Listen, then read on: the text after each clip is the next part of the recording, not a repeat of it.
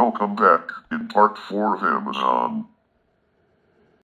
Amazon owns over 100 subsidiaries, including Amazon Web Services, Audible, Diapers.com, Goodreads, IMDb, Kiva Systems, now Amazon Robotics, One Medical, ShopBot, Teach Street, Twitch, Zappos, and Zoox. Amazon Web Services, AWS, is a subsidiary of that provides on-demand cloud computing platforms and API'(S) to individuals, companies, and governments on a metered pay-as-you-go basis. These cloud computing web services provide distributed computing processing capacity and software tools via AWS server farms. As of 2021 Q4, AWS has 33% market share for cloud infrastructure, while the next two competitors, Microsoft Azure and Google Cloud, have 21% and 10% respectively, according to Synergy Group. Amazon Web Services, Incorporated, AWS, is a subsidiary of Amazon that provides on-demand cloud computing platforms and API'(S) to individuals, companies, and governments on a metered pay-as-you-go basis. Clients will often use this in combination with auto-scaling, a process that allows a client to use more computing in times of high application usage, and then scale down to reduce costs when there is less traffic. These cloud computing web services provide various services related to networking, compute, storage, middleware, IoT, and other processing capacity, as well as software tools via AWS server farms. This frees clients from managing, scaling, and patching hardware and operating systems.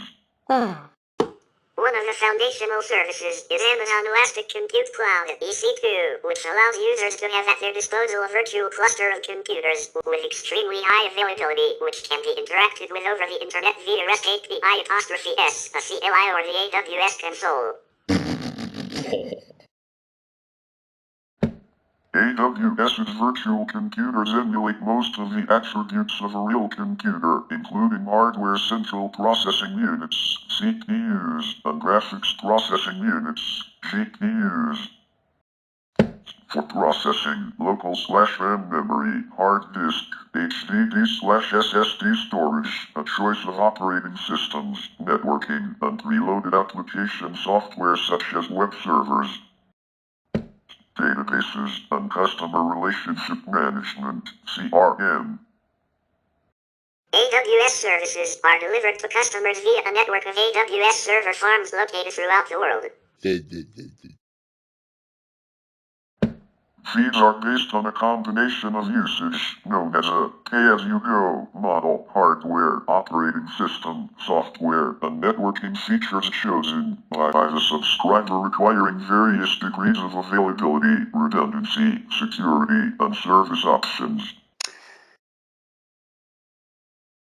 Subscribers can pay for a single virtual AWS computer, a dedicated physical computer, or clusters of either.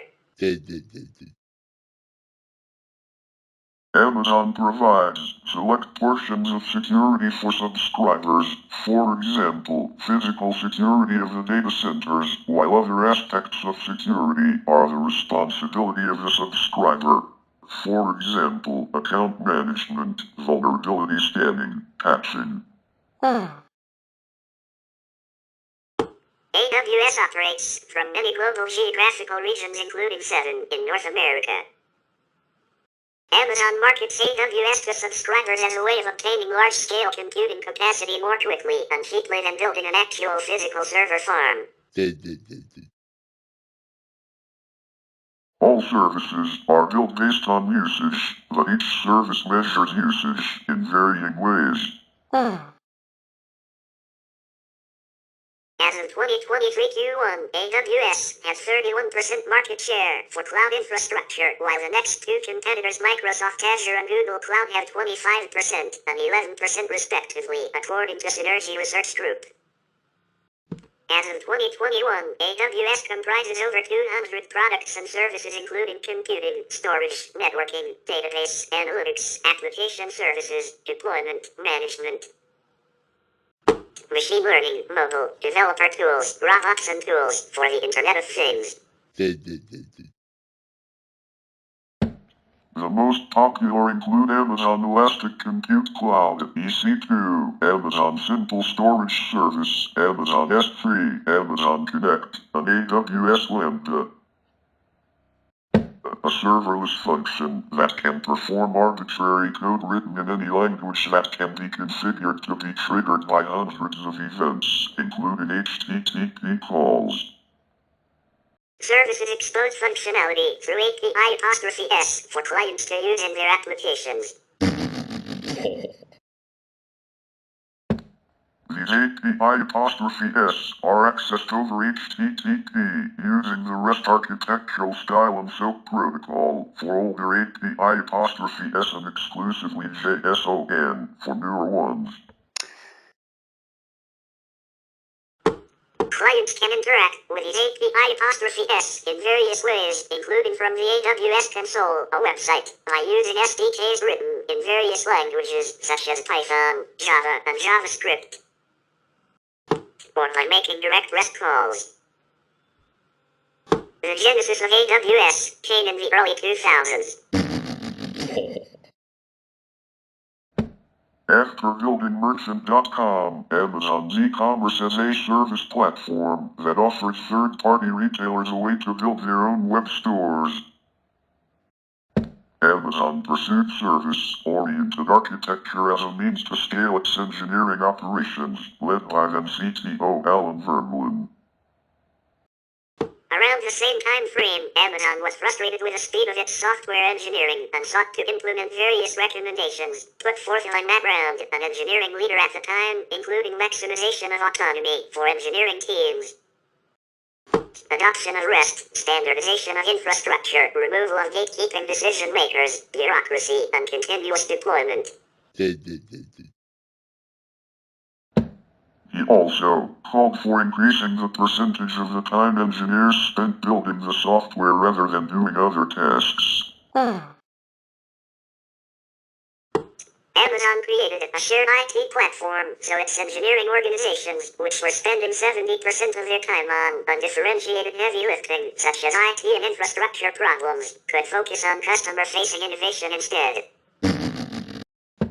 Besides, in dealing with unusual peak traffic patterns, especially during the holiday season, by migrating services to commodity Linux hardware and relying on open source software, Amazon's infrastructure team, led by Tom Kuelia, Amazon's first CISO, had already run its data centers and associated services in a fast, reliable, cheap way.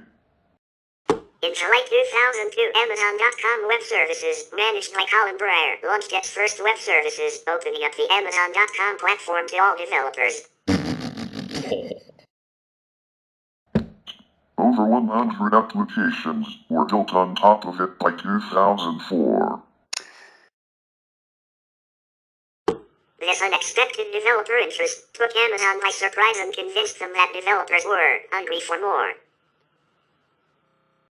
By the summer of 2003, Andy Jassy had taken over Breyer's portfolio at Rick Dalzell's behest after Vermeulen, who was Bezos' first pick, declined the offer. Jassy subsequently mapped out the vision for an Internet OS made up of foundational infrastructure primitives that alleviated key impediments to shipping software applications faster. By fall 2003, databases, storage, and compute were identified as the first set of infrastructure pieces that Amazon should launch. Jeff Moore, an early AWS employee, credits Vermeulen, Jassy, Bezos himself, and a few others for coming up with the idea that would evolve into EC2, S3, and RDS. Jassy recalls the idea was the result of brainstorming for about a week with 10 of the best technology minds and 10 of the best product management minds on about 10 different internet applications and the most primitive building blocks required to build them. Werner Vogel cites Amazon's desire to make the process of invent, launch, reinvent, relaunch, start over, rinse, repeat, as fast as it could was leading them to break down organizational structures with Two pizza teams and application structures with distributed systems, and that these changes ultimately paved way for the formation of AWS and its mission to expose all of the atomic-level pieces of the Amazon.com platform. According to Bruce Turkala, co-founder of Alexa Internet, which was acquired by Amazon in 1999, his startup's compute infrastructure helped Amazon solve its big data problems and later informed the innovations that underpin AWS. Jesse assembled a founding team of 57 employees from a mix of engineering and business backgrounds to start these initiatives, with a majority of the hires coming from outside the company. Jeff Lawson, Twilio CEO, Adam Zalipsky, Tableau CEO, and Mikhail Sarajin, co-founder at OutSchool among them. In late 2003, the concept for compute, which would later launch as EC2, was reformulated when Chris Pinkham and Benjamin Black presented a paper internally describing a vision for Amazon's retail computing infrastructure that was completely standardized, completely automated, and would rely extensively on web services for services such as storage and withdraw on internal work already underway.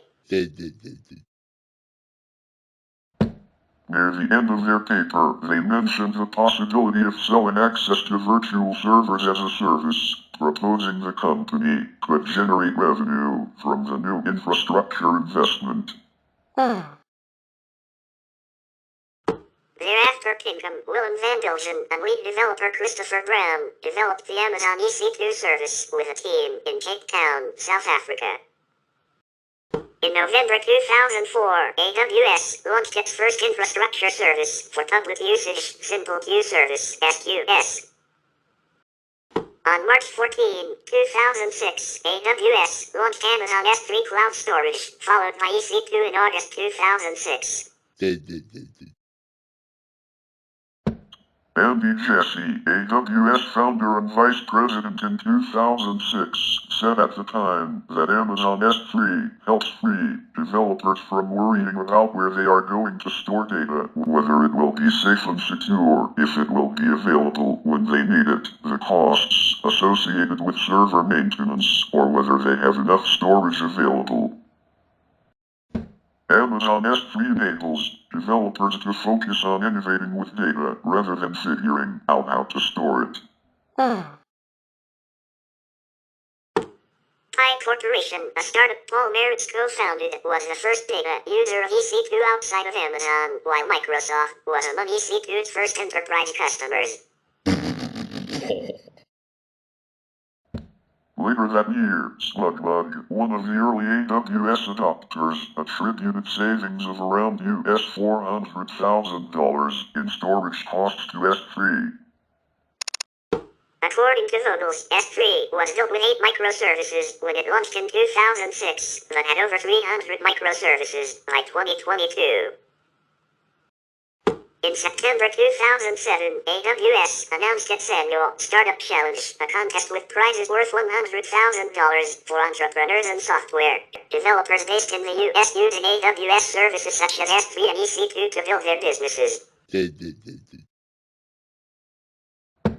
The first edition saw participation from Justin.tv, which Amazon would later acquire in 2014. Oyala, an online media company, was the eventual winner. Additional AWS services from this period include SimpleDB, Mechanical Turk, Elastic Block Store, Elastic Beanstalk, Relational Database Service, DynamoDB, CloudWatch, Simple Workflow, CloudFront, and Availability Zones. In November 2010, it was reported that all of Amazon.com's retail sites had migrated to AWS. Prior to 2012, AWS was considered a part of Amazon.com, and so its revenue was not delineated in Amazon financial statements. In that year, industry watchers, for the first time, estimated AWS revenue to be over $1.5 billion. On November 27, 2012, AWS hosted its first major annual conference, reInvent, with a focus on AWS's partners and ecosystem, with over 150 sessions.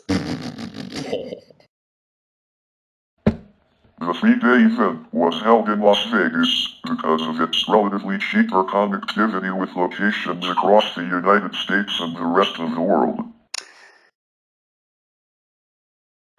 Andy, Jesse, and Werner Vogels presented keynotes, with Jeff Bezos joining Vogels for a fireside chat. AWS opened early registrations at US $1,099 per head for their customers from over 190 countries. On stage with Andy, Jesse at the event, which saw around 6,000 attendees, Reed Hastings, CEO at Netflix, announced plans to migrate 100% of Netflix's infrastructure to AWS. To support industry-wide training and skills standardization, AWS began offering a certification program for computer engineers on April 30, 2013, to highlight expertise in cloud computing. Later that year, in October, AWS launched Activate, a program for startups worldwide to leverage AWS credits, third-party integrations, and free access to AWS experts to help build their business. In 2014, AWS launched its partner network, AWS Partner Network, APN, which is focused on helping AWS-based companies grow and scale the success of their business with close collaboration and best practices. In January 2015, Amazon Web Services acquired Annapurna Labs, an Israel-based microelectronics company, for a reported US $350 to $370 million. In April 2015, Amazon.com reported AWS was profitable, with sales of $1.57 billion in the first quarter of the year and $265 million of operating income. Founder Jeff Bezos described it as a fast-growing $5 billion business. Analysts described it as surprisingly more profitable than forecast.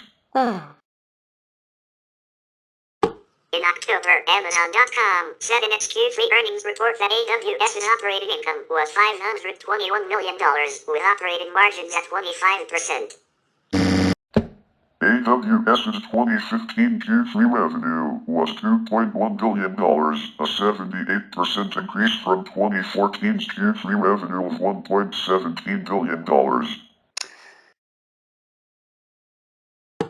2015 Q4 revenue for the AWS segment increased 69.5% year-over-year to $2.4 billion, with a 28.5% operating margin, giving AWS a $9.6 billion run rate. In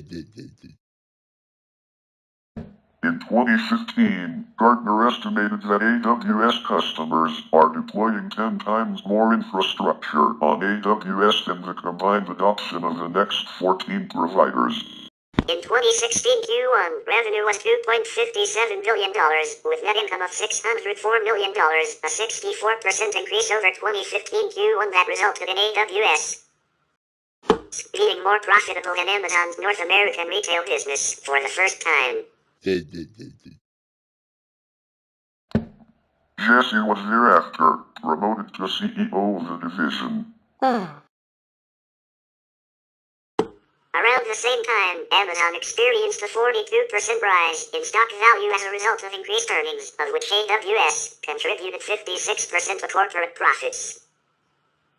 AWS had $17.46 billion in annual revenue in 2017. By the end of 2020, the number had grown to $46 billion. Reflecting the success of AWS, Jesse's annual compensation in 2017 hit nearly $36 million. In January 2018, Amazon launched an auto-scaling service on AWS. In November 2018, AWS announced customized ARM cores for use in its servers. Also in November 2018, AWS is developing ground stations to communicate with customer satellites. In 2019, AWS reported 37% yearly growth and accounted for 12% of Amazon's revenue, up from 11% in 2018. In April 2021, AWS reported 32% yearly growth and accounted for 32% of $41.8 billion cloud market in Q1 2021. In January 2022, AWS joined the MACH Alliance, a non-profit enterprise technology advocacy group. In June 2022, it was reported that in 2019 Capital One had not secured their AWS resources properly and was subject to a data breach by a former AWS employee. The employee was convicted of hacking into the company's cloud servers to steal customer data and use computer power to mine cryptocurrency. The ex-employee was able to download the personal information of more than 100 million Capital One customers. In June 2022, AWS announced they had launched the AWS Snowcone, a small computing device, to the International Space Station on the Axiom Mission 1. In September 2023, AWS announced it would become AI startup Anthropic's primary cloud provider. Amazon has committed to investing up to $4 billion in Anthropic and will have a minority ownership position in the company. AWS also announced the GA of Amazon Bedrock, a fully managed service that makes foundation models, FMs, from leading AI companies available through a single application programming interface, API.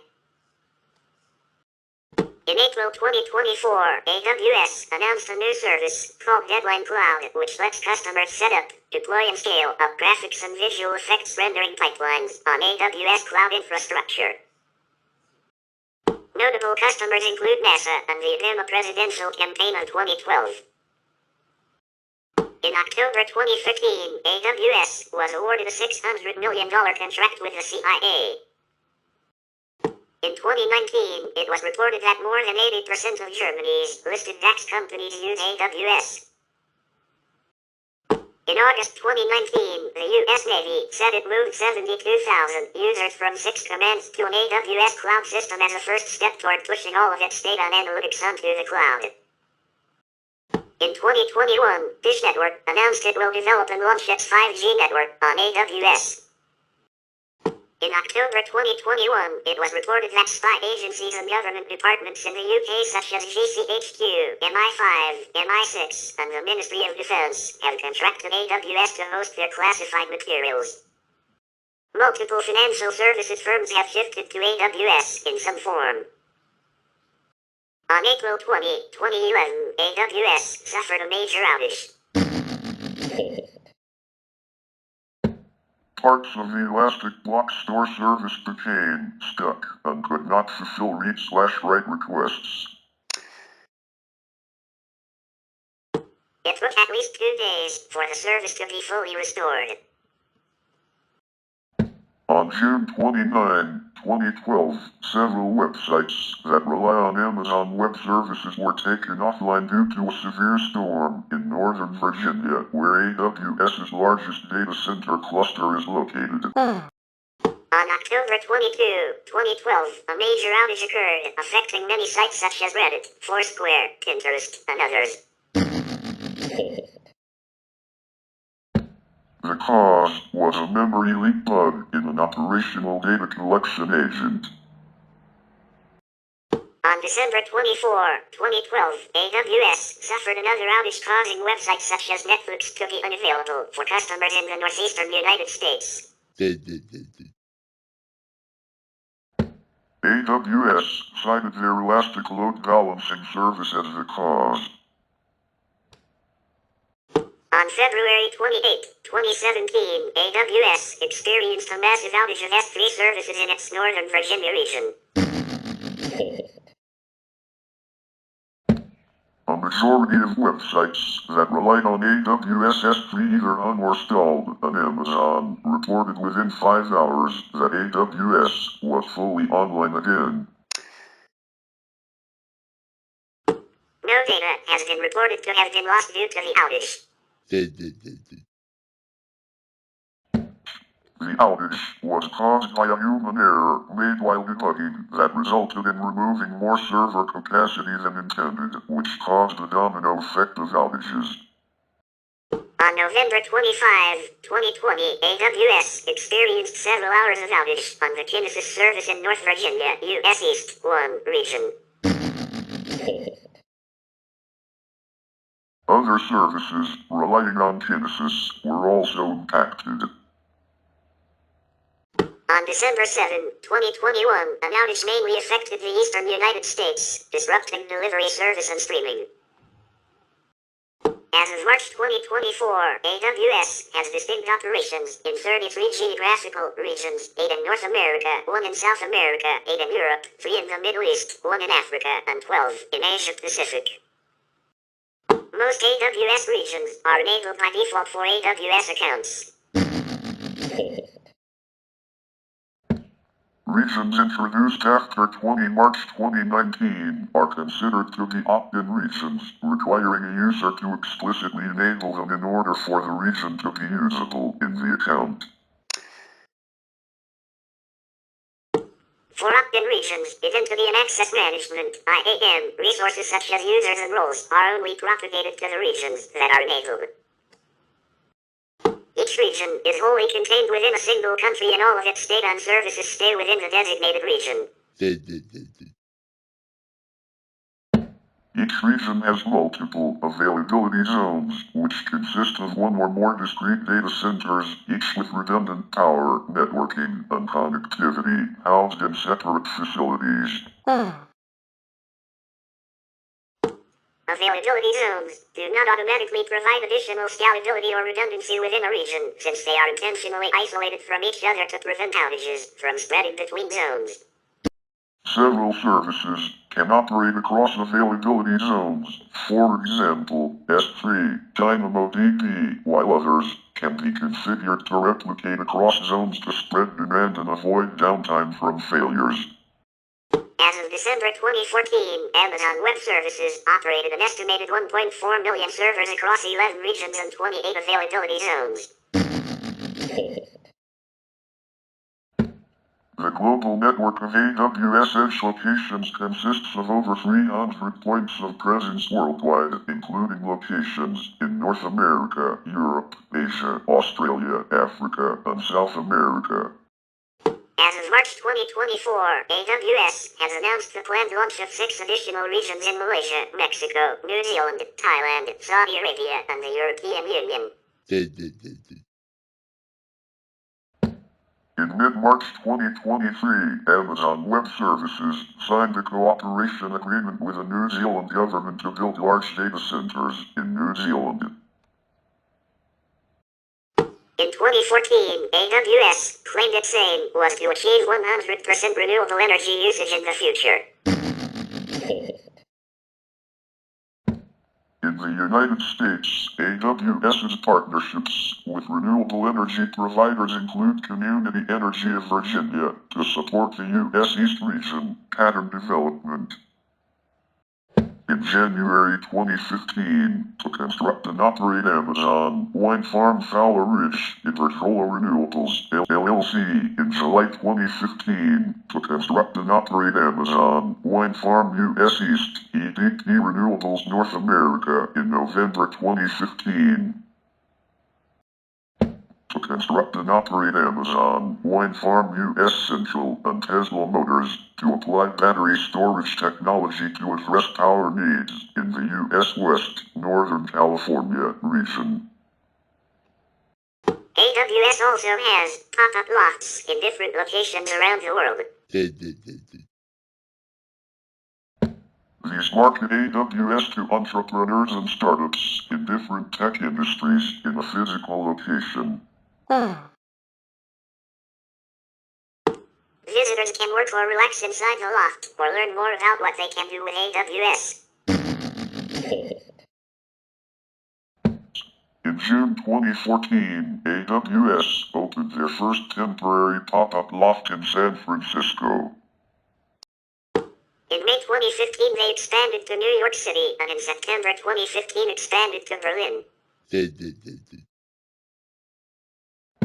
AWS opened its fourth location in Tel Aviv from March 1, 2016 to March 22, 2016. A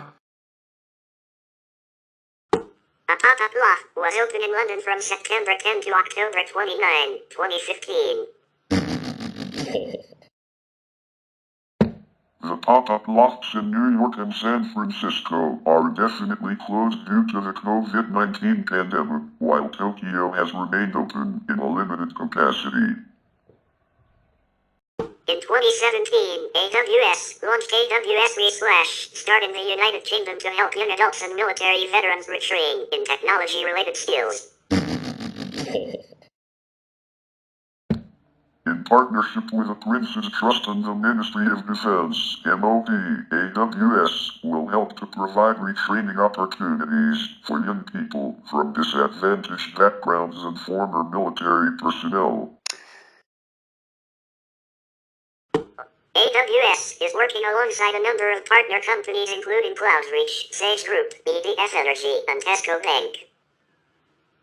In April 2022, AWS announced the organization has committed more than $30 million over 3 years to early-stage startups led by Black, Latino, LGBTQIA+, and women founders as part of its AWS Impact Accelerator.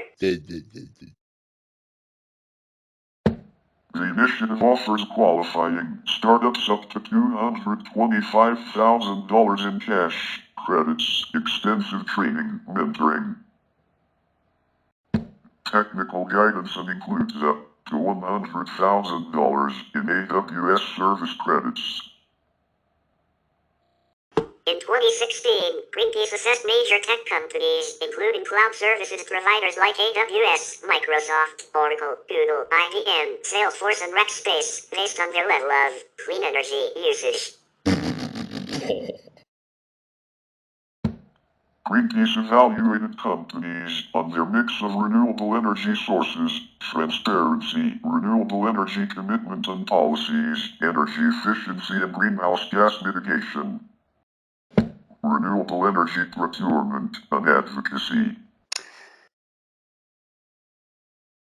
The group gave AWS an overall C grade.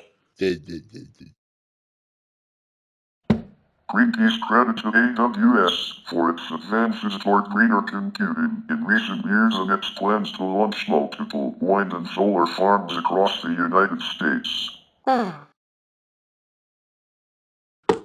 organization stated that Amazon is opaque about its carbon footprint. In January 2021, AWS joined an industry pledge to achieve climate neutrality of data centers by 2030, the Climate Neutral Data Center Pact. As of 2023, Amazon as a whole is the largest corporate purchaser of renewable energy in the world, a position it has held since 2020, and has a global portfolio of over 20 gigawatts of renewable energy capacity. In 2022, 90% of all Amazon operations, including data centers, were powered by renewables. U.S. Department of Homeland Security has employed the software Atlas, which runs on Amazon Cloud. It scanned more than 16.5 million records of naturalized Americans and flagged approximately 124,000 of them for manual analysis and review by USCIS officers regarding naturalization. Some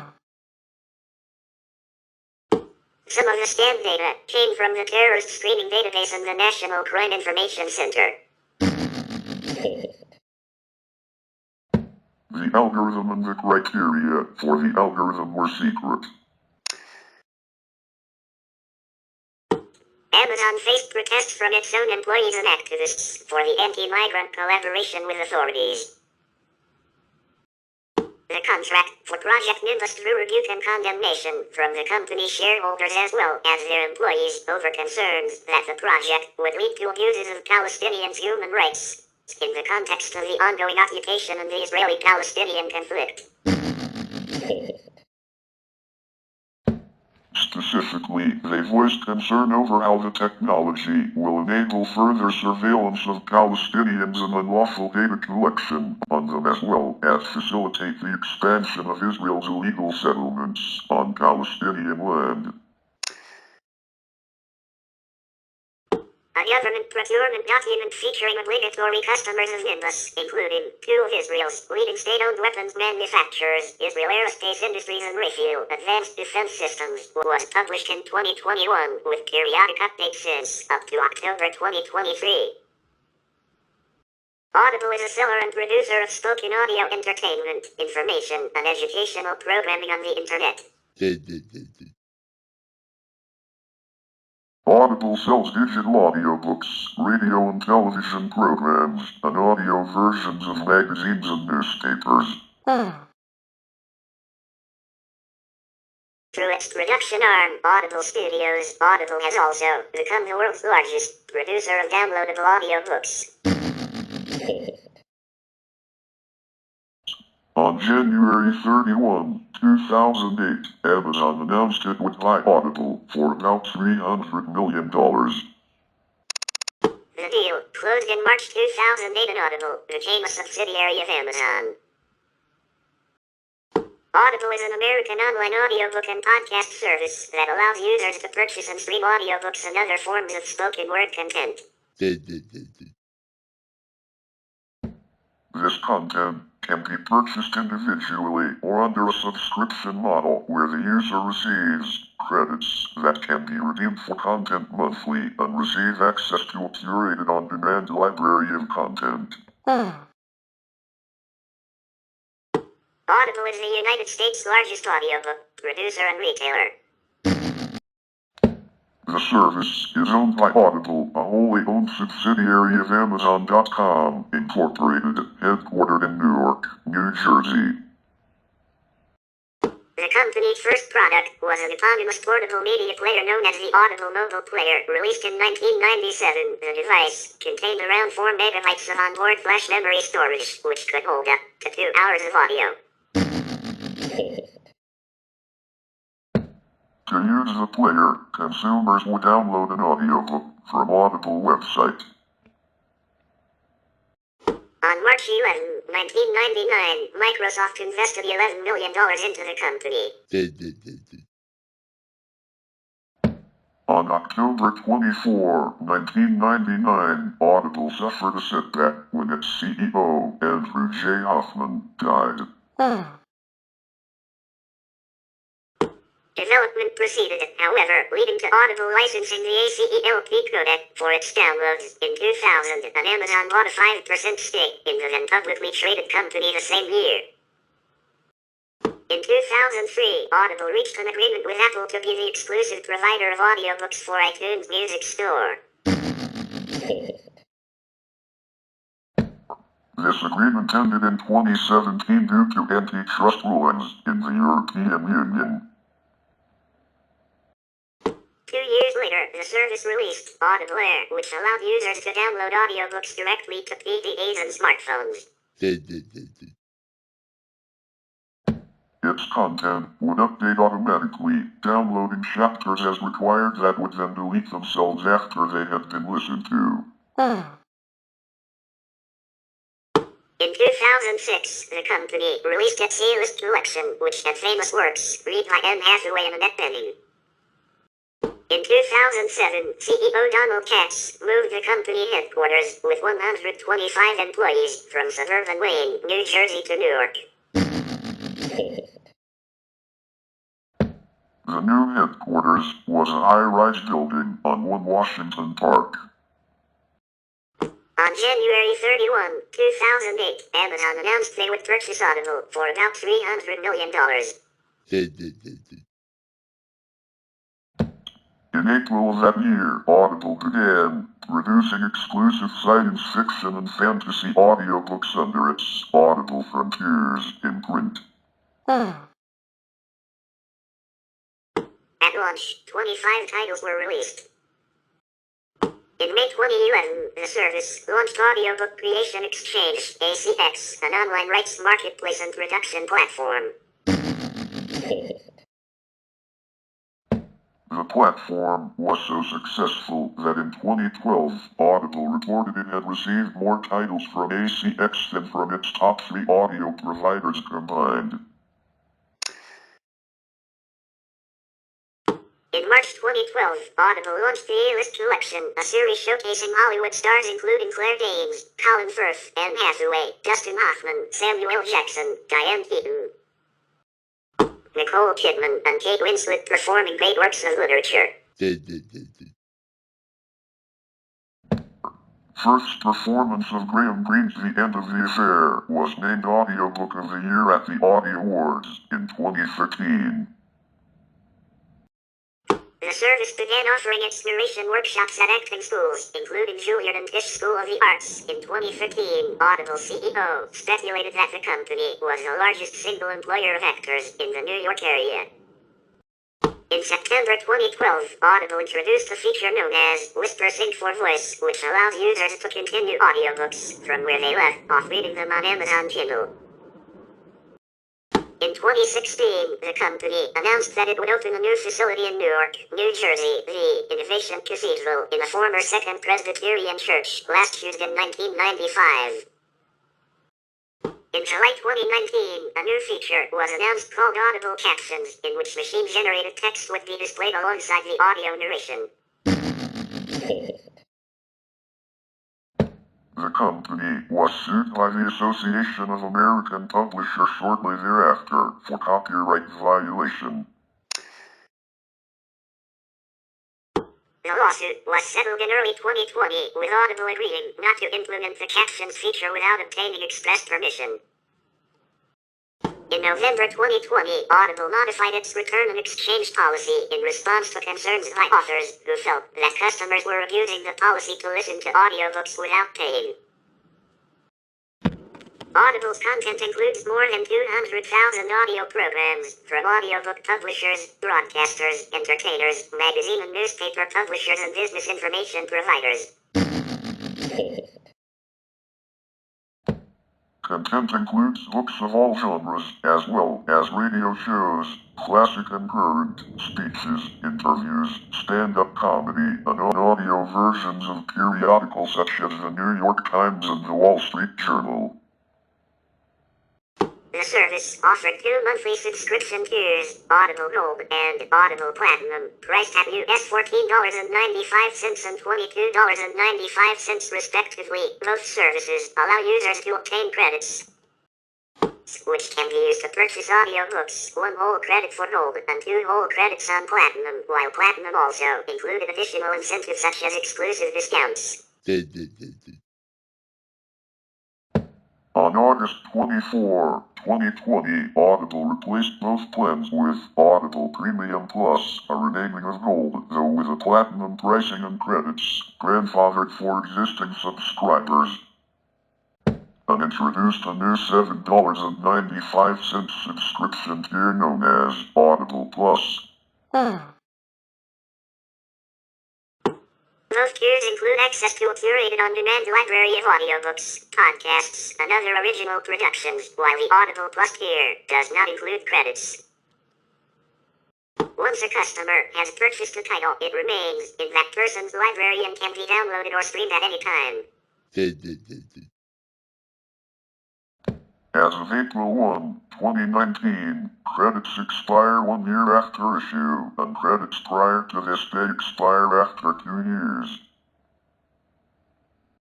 In May 2015, Audible hired Eric Newsom, formerly VP of Programming at NPR, as its SVP of Original Content Development. In 2016, the service introduced an on-demand service known as Audible Channels, which features short-form audio programming from various outlets, including news and other original productions. Access is included as part of Audible's subscription, and also became available to Amazon Prime subscribers. Newsom compared this strategy to original content created by HBO or Netflix, and stated that the service deliberately avoided use of the word podcast, as to not alienate listeners unfamiliar with the concept. Among its original productions are Where Should We Begin? A relationship podcast with Esther Perel, Sincerely X, a podcast featuring anonymous TED Talks, Ponzi Supernova. A chronicle of the Madoff investment scandal, The Butterfly Effect, a podcast series by John Ronson chronicling the impact of Pornhub on internet pornography, and West Cork, a true crime podcast investigating an unsolved 1996 murder in West Cork, Ireland. In August 2018, it was reported that Newsom was stepping down and that Amazon had laid off most of the short-form content staff. This move came amid a shift in Audible's original content strategy, including a greater focus on audiobook first deals with writers. The service's new strategy for original content was announced in fall 2020 with the debut of a new lower-priced tier providing access to Audible originals. The new tier, called Premium Plus, provided access at the time of introduction to 11,000 audio titles available only by subscription to Audible. These titles included earlier original material, plus new audio productions featuring such creators as Common, Jamie Lee Curtis, Kate Mara, Harvey Fierstein, Michael Caine, and Jesse Eisenberg. More recent releases include New York, May Arrest Baraka's memoir and two works by Brown Sugar screenwriter Michael Elliott. Audible audio files are compatible with hundreds of audio players, PDAs, mobile phones, and streaming media devices. Devices that do not have Audible Air capability, allowing users to download content from their library directly into their devices, require a Windows PC or Macintosh to download the files. Additionally, titles can be played on the PC using iTunes or Audible Manager. Titles cannot be burned to CD with Audible Manager. According to Audible's website, they can be burned to CD using Apple's iTunes and some versions of Nero. The DRM generally allows a title to be burned to CD once, although the resulting CDs can be played in any CD player and have no copy prevention. Currently there is no support for Linux, although Audible Manager is known to work through Wine, though this is not officially supported by Audible. Prospective buyers of media players can check the Audible.com Device Center to verify whether the device will play .aa files as well as play them at the desired level of audio fidelity.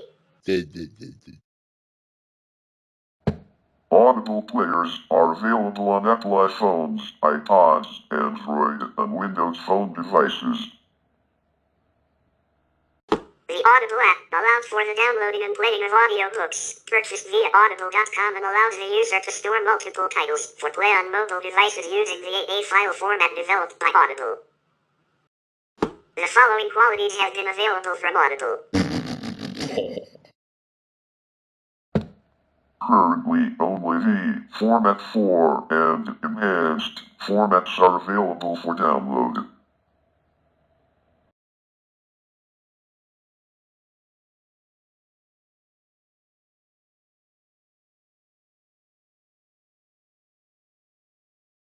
AAX files are encrypted M4Ds. The audio is encoded in variable quality AAC format. While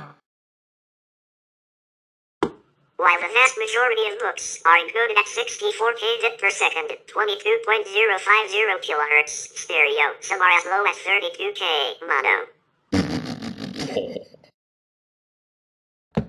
Radio plays are often encoded at 128 kbit per second and 44.1 kHz.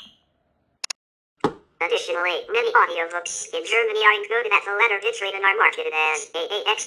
However, there is no difference in the actual file format. Audible's .aa file format encapsulates sound encoded in either MP3 or the ACELP speech codec, but includes unauthorized playback prevention by means of an Audible username and password, which can be used on up to 4 computers and 3 smartphones at a time. Licenses are available for schools and libraries. Audible's content can only be played on selected mobile devices. Its software does enable users to burn a limited number of CDs for unrestricted playback, resulting in CDs that can be copied or converted to unrestricted digital audio formats. Because of the CD issue, Audible's use of digital rights management on its .AA format has earned it criticism. While multiple software products are capable of removing the Audible DRM protection by re-encoding in other formats, Audible has been quick to threaten the software makers with lawsuits for discussing or promoting this ability, as happened with Rivercast Core and Goldwave Incorporated. Responses have varied, with Rivercast removing the capability from their software and Goldwave retaining the capability, but censoring discussions about the ability in its support forums. But there are still many other software tools from non-US countries which easily bypass the DRM control of Audible by various methods, including sound recording, virtual CD burning, and even using a media plugin library once provided by Audible themselves. After Apple's abandonment of most DRM measures, Amazon's download ceasing to use it, Audible's DRM system is one of the few remaining in place. Many Audible listings, displayed to non-US customers, are geo-blocked. According to Audible, this is because the publisher who has provided the title does not have the rights to distribute the file in a given region. Logged in are unable to see titles that are unavailable for purchase. There were hopes that Amazon, after its purchase of Audible, would remove the DRM from its audiobook selection in keeping with the current trend in the industry. Nevertheless, Audible's products continue to have DRM, similar to the policy of DRM protecting their Kindle ebooks, which have DRM that allows for a finite, yet undisclosed number of downloads at the discretion of the publisher. However, Audible titles that are DRM-free can be copied to the Kindle and made functional. Audible is able to offer DRM-free titles for content providers who wish to do so. SSMPEG 2.8.1 Plus is capable of playing Audible's .AA and .AAX file formats natively.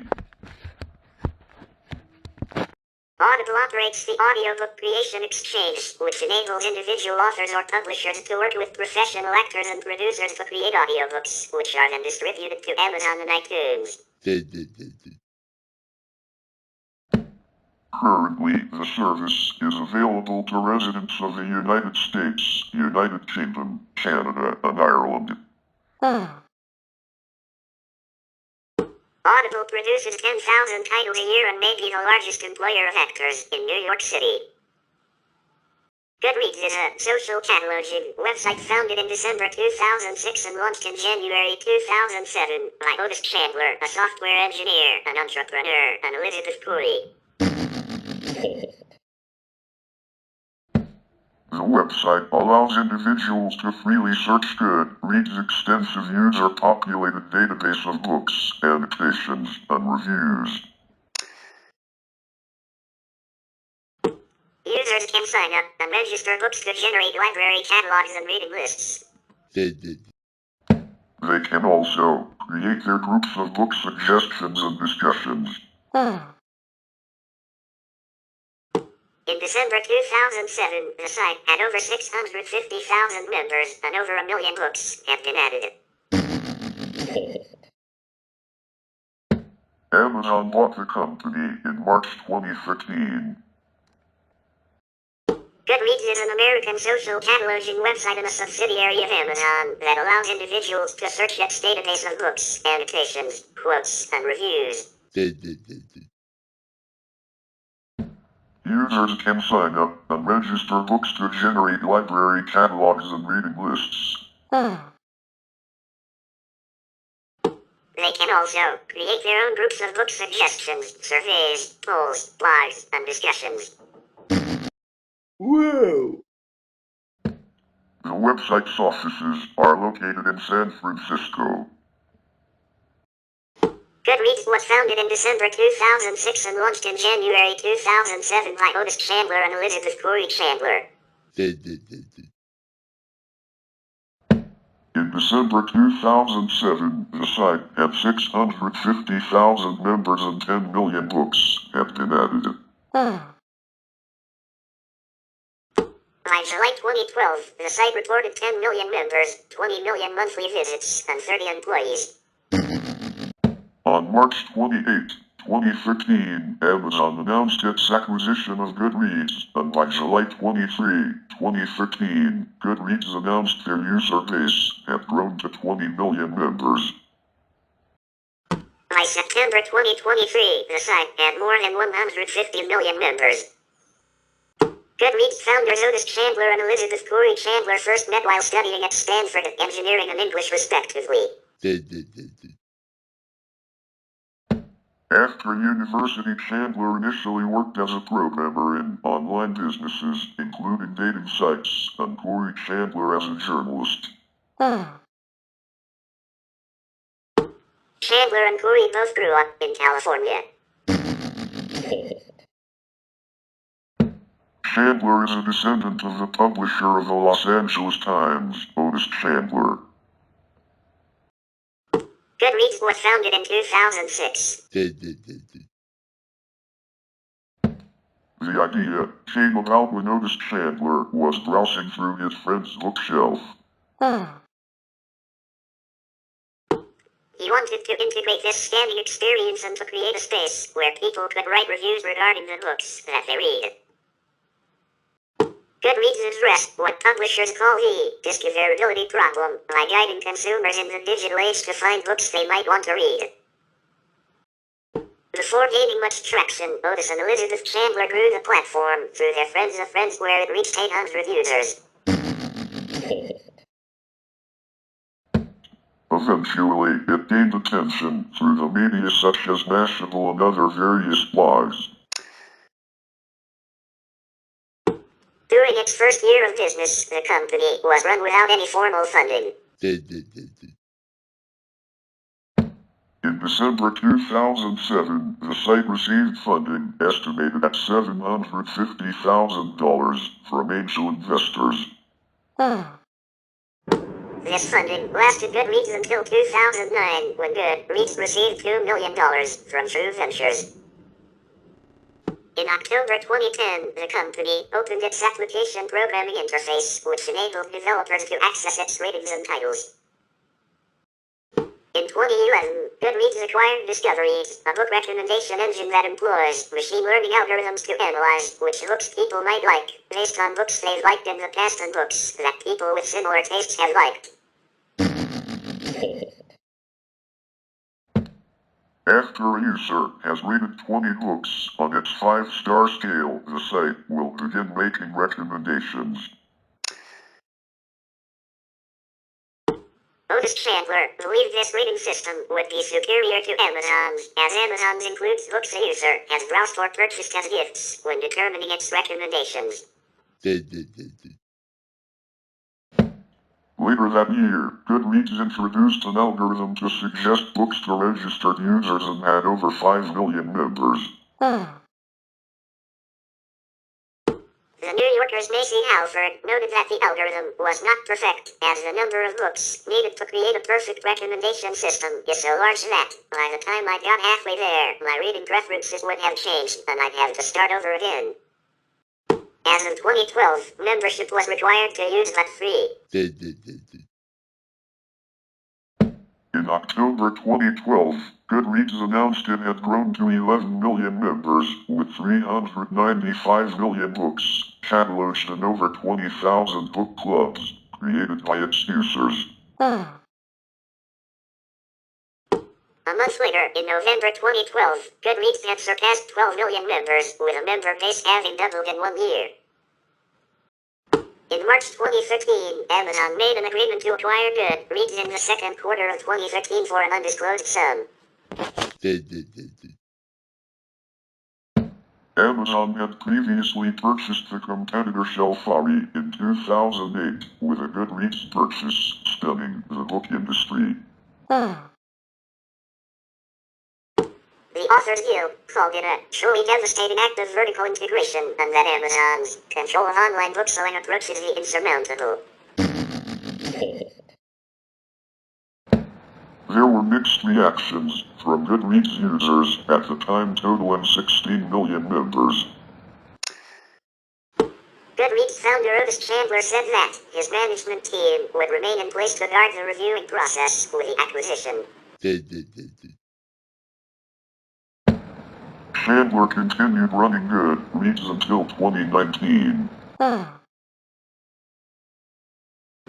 The New York Times noted that Goodreads, at the time of the acquisition, had a more reputable reviewing system than Amazon's.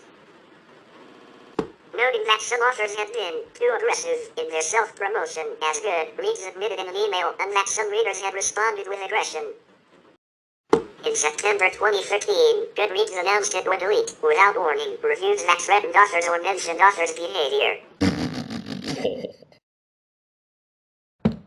As of April 2020, the site's guidelines still state that reviews that are predominantly about an author's behavior and not about the book will be deleted. In January 2016, Amazon announced that it would shut down Shelfari in favor of Goodreads, effective March 16, 2016.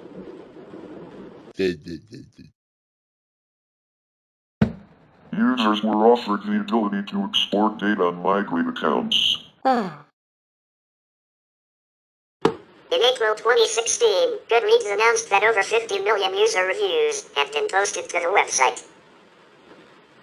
On the Goodreads website, users can add books to their personal bookshelves, read and review books, see what their friends and authors are reading, participate in discussion boards and groups on a variety of topics, and get suggestions for future reading choices based on their reviews of previously read books.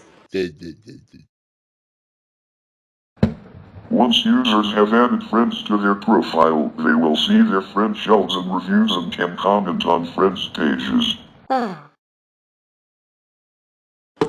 Goodreads features a rating system of 1 to 5 stars, with the option of accompanying the rating with a written review. The site provides default bookshelves, read, currently reading, to read, and the opportunity to create customized shelves to categorize a user's books. Goodreads users can read or listen to a preview of a book on the website using Kindle Cloud Reader and Audible. Goodreads also offers quizzes and trivia, quotations, book lists, and free giveaways. Members can receive the regular newsletter featuring new books, suggestions, author interviews, and poetry. If a user has written a work, the work can be linked on the author's profile page, which also includes an author's blog. Goodreads organizes offline opportunities as well, such as in-person book exchanges and literary pub crawls. The website facilitates reader interactions with authors through the interviews, giveaways, authors' blogs, and profile information. There is also a special section for authors with suggestions for promoting their works on Goodreads.com, aimed at helping them reach their target audience. By 2011, 17,000 authors, including James Patterson and Margaret Atwood, used Goodreads to advertise. Users can add each other as friends, enabling them to share reviews, posts, book recommendations, and messages. Goodreads has a presence on Facebook, Pinterest, Twitter, and other social networking sites. Linking a Goodreads account with a social networking account like Facebook enables the ability to import contacts from the social networking account to Goodreads, expanding one's Goodreads friends list. There are settings available as well to allow Goodreads to post straight to a social networking account, which informs, for example, Facebook friends what one is reading or how one rated a book. The Amazon Kindle Paperwhite version 2 and Kindle Voyage feature integration with Goodreads social network via a user interface button.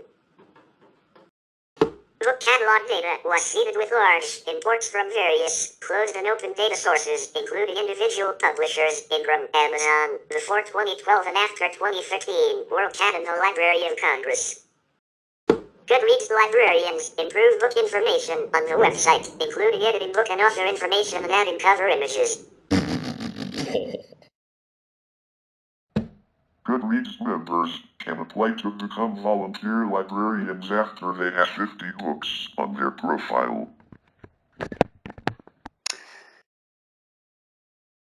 Goodreads librarians coordinate on the Goodreads librarian group.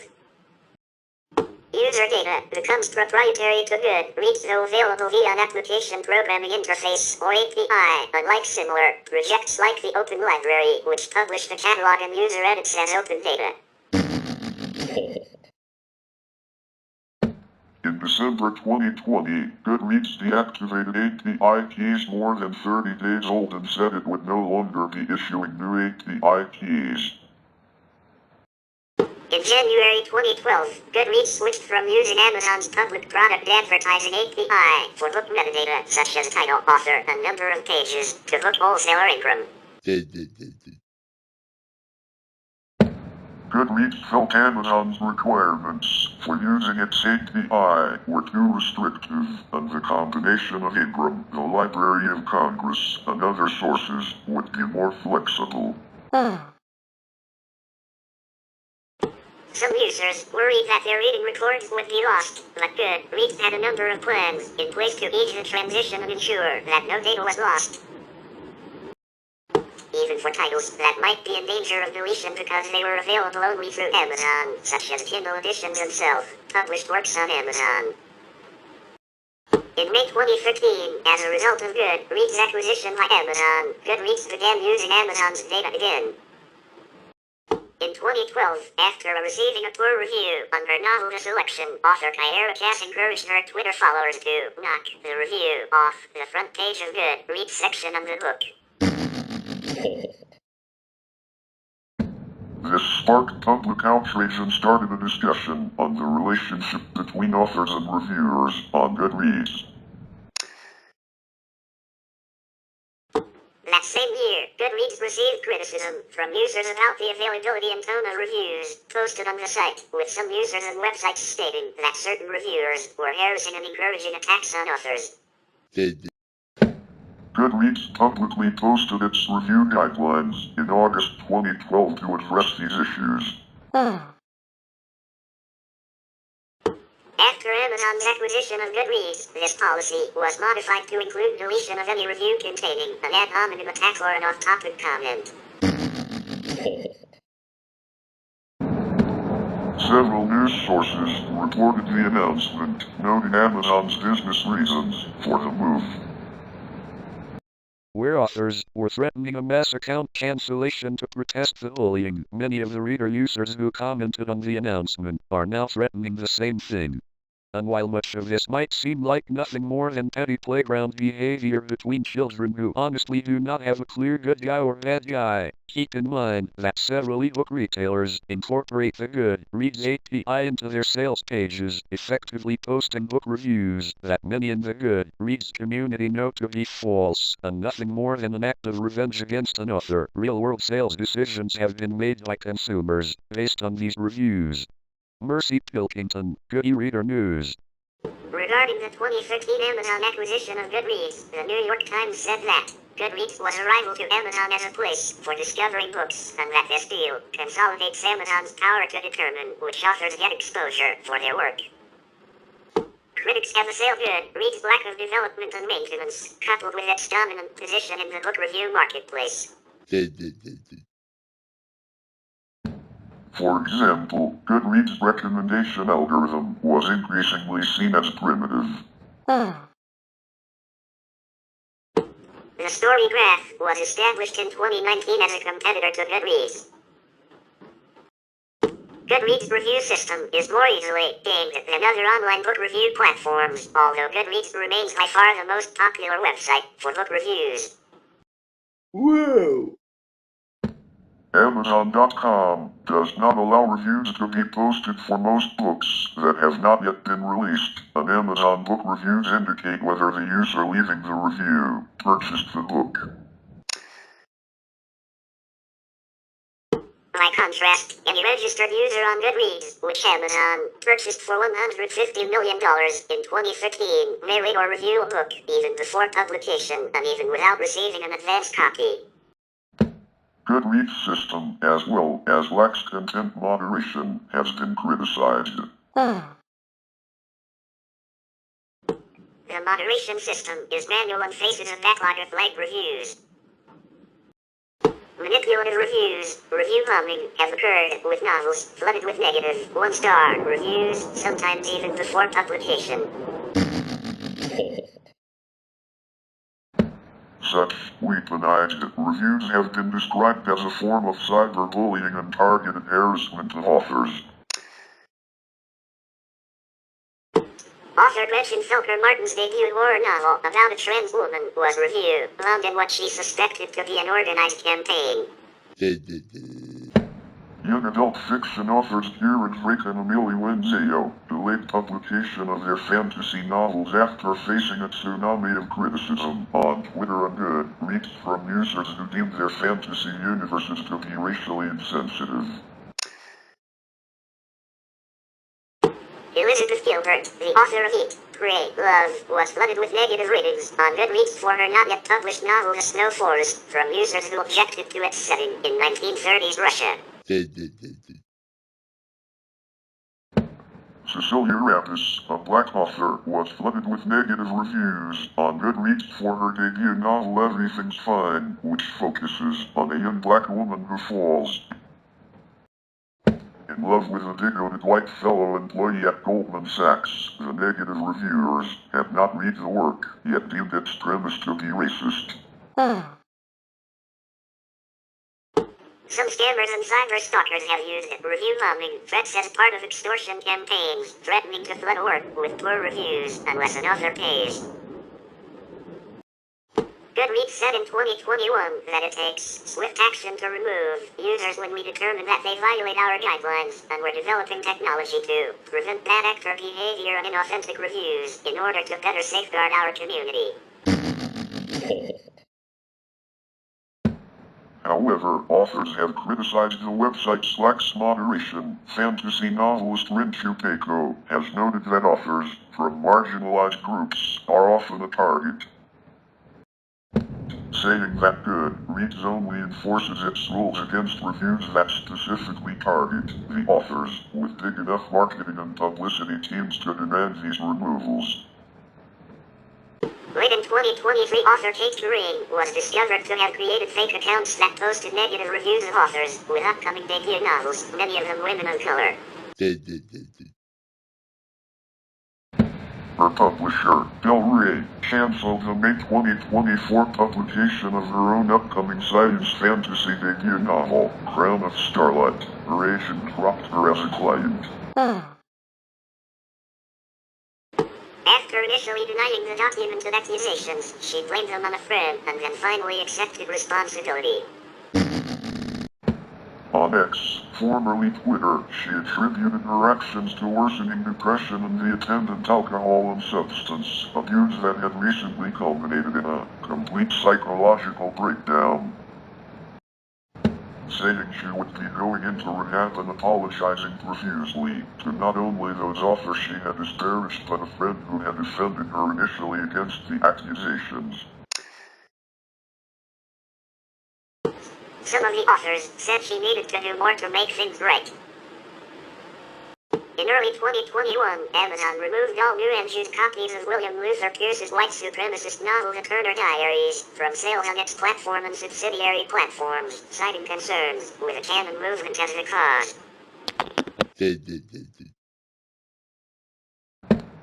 As a result, Goodreads, an Amazon company, stripped the metadata from its record for the offending title, segregating the Turner Diaries to its not a book author moniker.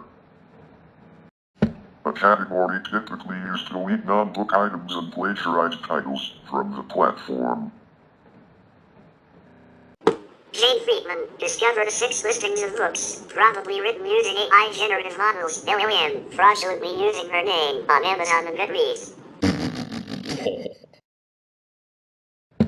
Amazon and Goodreads resisted removing the fraudulent titles until the author's complaints went viral on social media in a blog post titled, "I would rather see my books get pirated than this," or "Why Goodreads and Amazon are becoming dumpster fires." Ring is a home automation company founded by Jamie Siminoff in 2015. It is primarily known for its Wi-Fi-powered smart doorbells, but manufactures other devices such as security cameras. Amazon bought Ring for US $1 billion in 2018. Ring LLC is a manufacturer of home security and smart home devices owned by Amazon. It manufactures a titular line of smart doorbells, home security cameras, and alarm systems. It also operates Neighbors, a social network that allows users to discuss local safety and security issues and share footage captured with Ring products. Via Neighbors, Ring may also provide footage and data to law enforcement agencies to assist in investigations. The company was first founded autumn 2015 by Jamie Siminoff as a crowdfunded startup Doorbot. It was renamed Ring in autumn 2014, after which it began to receive equity investments. It was acquired by Amazon in 2018 for approximately $1 billion. Ring's product lines have faced scrutiny over privacy issues. The Neighbors service has been criticized by civil rights advocacy groups as building a private surveillance network backed by law enforcement agencies until the service was discontinued in 2024. Ring agreed to pay $5.8 million in 2023 to settle a lawsuit filed by the Federal Trade Commission for alleged privacy violations. Various security vulnerabilities have also been discovered in Ring products. In November 2015, Ring was founded as Doorbot by Jamie Siminoff. Doorbot was crowdfunded via Christie Street and raised US $364,000, more than the $250,000 requested. Siminoff's team envisioned the product's concept as an alarm system literally turned inside out, in comparison to other security systems, describing it as a pre-crime system. In 2013, Siminoff and Doorbot appeared on an episode of the reality series Shark Tank to seek a $700,000 investment in the company, which he estimated was worth $7 million. Kevin O'Leary made an offer as a potential investor, but Siminoff declined it. Siminoff estimated that the appearance led to $5 million in additional sales. On September 26, 2014, the company was rebranded as Ring as it launched its second-generation hardware. Siminoff explained that the new name and updated hardware was more reflective of the company's positioning of the doorbell as a home security product. In 2016, Shaquille O'Neal acquired an equity stake in Ring and subsequently became a spokesperson in the company's marketing. The company raised over $200 million in investments from Kleiner Perkins Caulfield and Myers, Qualcomm Ventures, Goldman Sachs, DFJ Growth and Sir Richard Branson. In 2017, ADT sued Ring for trade secret theft in the case of ADT versus Mike Harris relating to Ring Alarm. Sales of the alarm product were preliminarily blocked by a judge in late 2017. The case ended up settling for an unconfirmed $25 million. With a reported burn rate of $10 to $12 million per month and incurred legal expenses, Ring needed to raise cash. The ADT settlement, however, spooked investors, causing the CEO to seek a quick sale. Siminoff's attitude towards Amazon changed overnight. In a November 2017 interview with The Ambient, when asked about Amazon, the CEO responded, Amazon is both an investor in Ring as well as a strong partner, so we have a lot of respect there, but in this instance, with what they've done, I was never a fan of how this was put together, he explains. I don't believe the seal around the home should ever be reached by a third-party company. No matter how many cameras you have and how much control you have over it, I just don't think it's a good idea. To me it's backwards, because Amazon is usually so thoughtful around scale, and when you're doing like 50 million interactions a day, even if the smallest percentage, like 0.0001% goes wrong, that could be like 5 deaths a day. According to emails between Jeff Bezos and other Amazon executives unearthed during a congressional investigation, Amazon began conducting due diligence to acquire Ring in November 2017. On April 12, 2018, Ring was acquired by Amazon for approximately $839 million. emails obtained by Congress revealed that, despite Amazon executives' concerns about Ring's quality and security, Bezos valued Ring for its market share, not its technology. One email revealed that Amazon evaluated sales data before buying 2 of the top 4 wireless home security device manufacturers. In May 2018, Ring launched the hyperlocal social network Neighbors, which is designed to allow users to anonymously discuss local safety and security issues, as well as share photos and videos captured with Ring products. The service also allows local police departments to post bulletins and for them to request footage from users that may assist in investigations. In September 2019, the House Judiciary Committee began investigating the acquisition of Ring, Link, and Eero as part of an investigation into digital markets.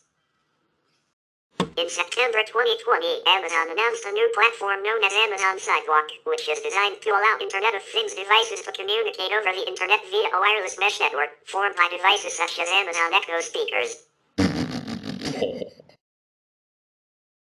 Ring products are supported by the platform.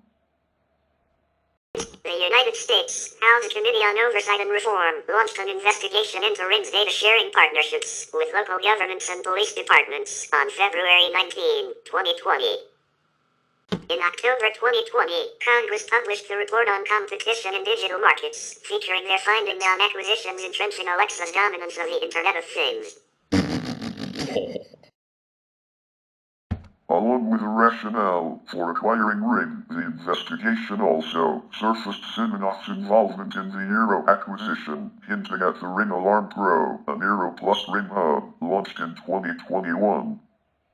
In April 2021, ADT Incorporated sued Ring for trademark infringement after reintroducing blue octagonal signs that were too similar to the ADT logo.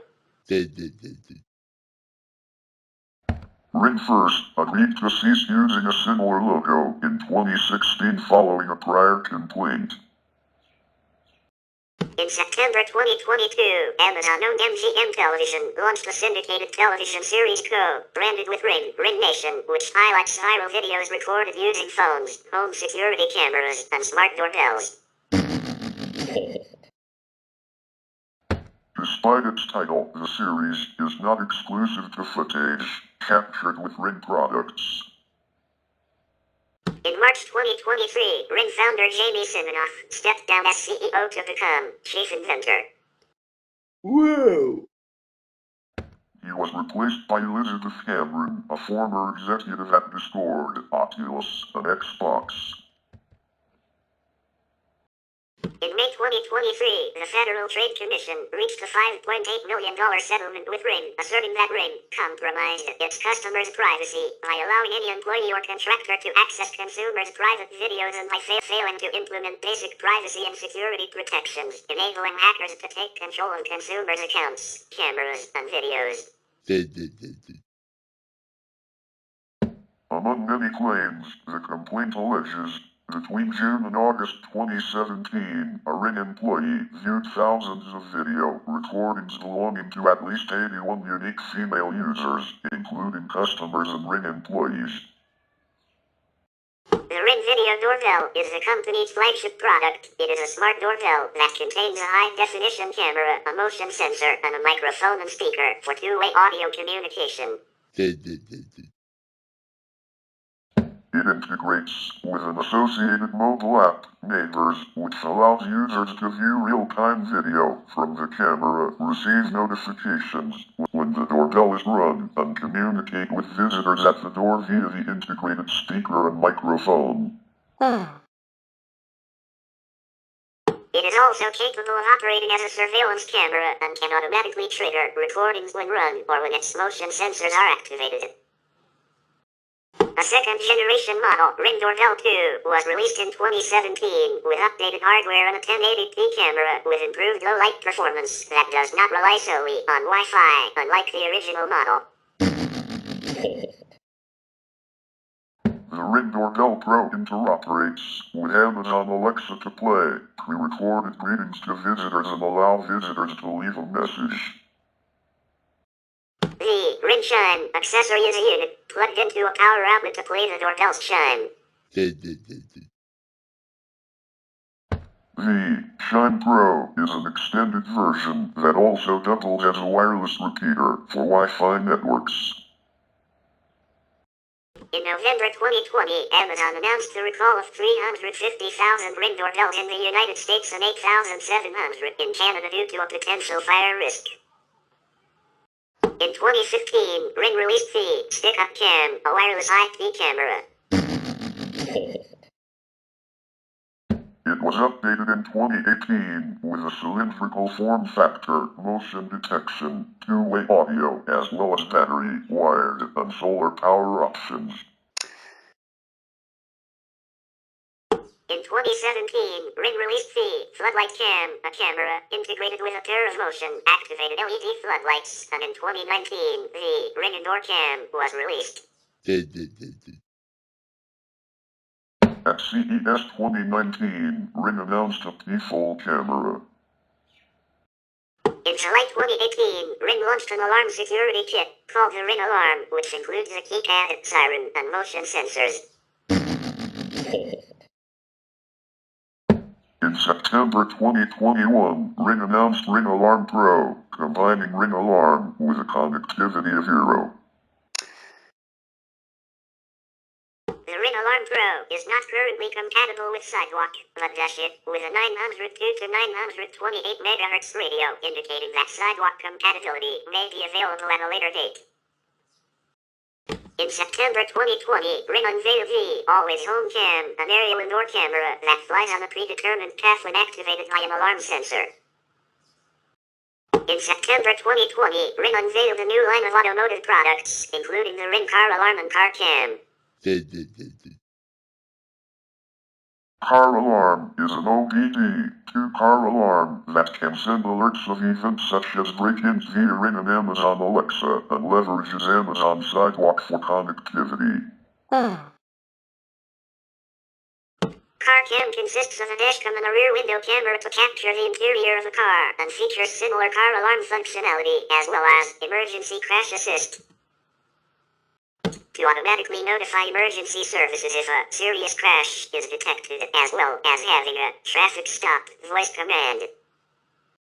In addition, Ring announced the launch of Car Connect, a platform allowing car manufacturers to integrate existing cameras and security systems within vehicles, such as backup cameras, into the Ring platform. Tesla was announced as the first partner for Car Connect, with plans to offer an aftermarket accessory for the Model 3, Model X, Model S, and Model Y in 2021. In September 2022, Amazon announced a pilot program to use the domestic robot Astro as a remote control security guard connected to Ring security devices. A promotional video shows a woman in a call center remote controlling the robot to confront burglars after receiving an alert from the Ring security system. An article in MIT Tech Review notes that combining Astro's ability to roam around a house with Ring's established surveillance system might create even more surveillance problems than either product did in their previous iterations. In late 2017, Ring acquired iTerra, an IoT company known for its small location-based trackers. In September 2019, Amazon announced Amazon Sidewalk, a low-bandwidth long-range wireless communication protocol based on iTerra's technology. In January 2022, Ring announced Ring Sidewalk Bridge Pro to extend sidewalk coverage to public spaces. In March 2023, Amazon opened up the Sidewalk protocol to developers, boasting IoT network coverage of up to 90% of the country, with mainly Ring and Alexa devices. Ring products require a Ring Protect subscription plan in order to store and view recordings from the cameras. Without a subscription, the user is limited to real-time footage only. The Ring Protect Basic plan allows footage to be retained for 60 days, while the Ring Protect Plus subscription adds unlimited storage of footage, enables professional monitoring and LTE cellular backup on the Ring alarm, and extends the warranty on the user's Ring products from 1 year to the life of the devices. As of March 29, 2023, the Home/Away mode feature will also require a subscription. For new users, Ring Protect will be required in order to use Ring Alarm via the mobile app, otherwise the system may only be controlled with a physical keypad. Neighbors is a hyperlocal social networking app launched by Ring in 2018. Described as being akin to a neighborhood watch, it allows users to crowdsource information on and discuss safety and security concerns in their area. The service allows users to share footage captured from Ring products.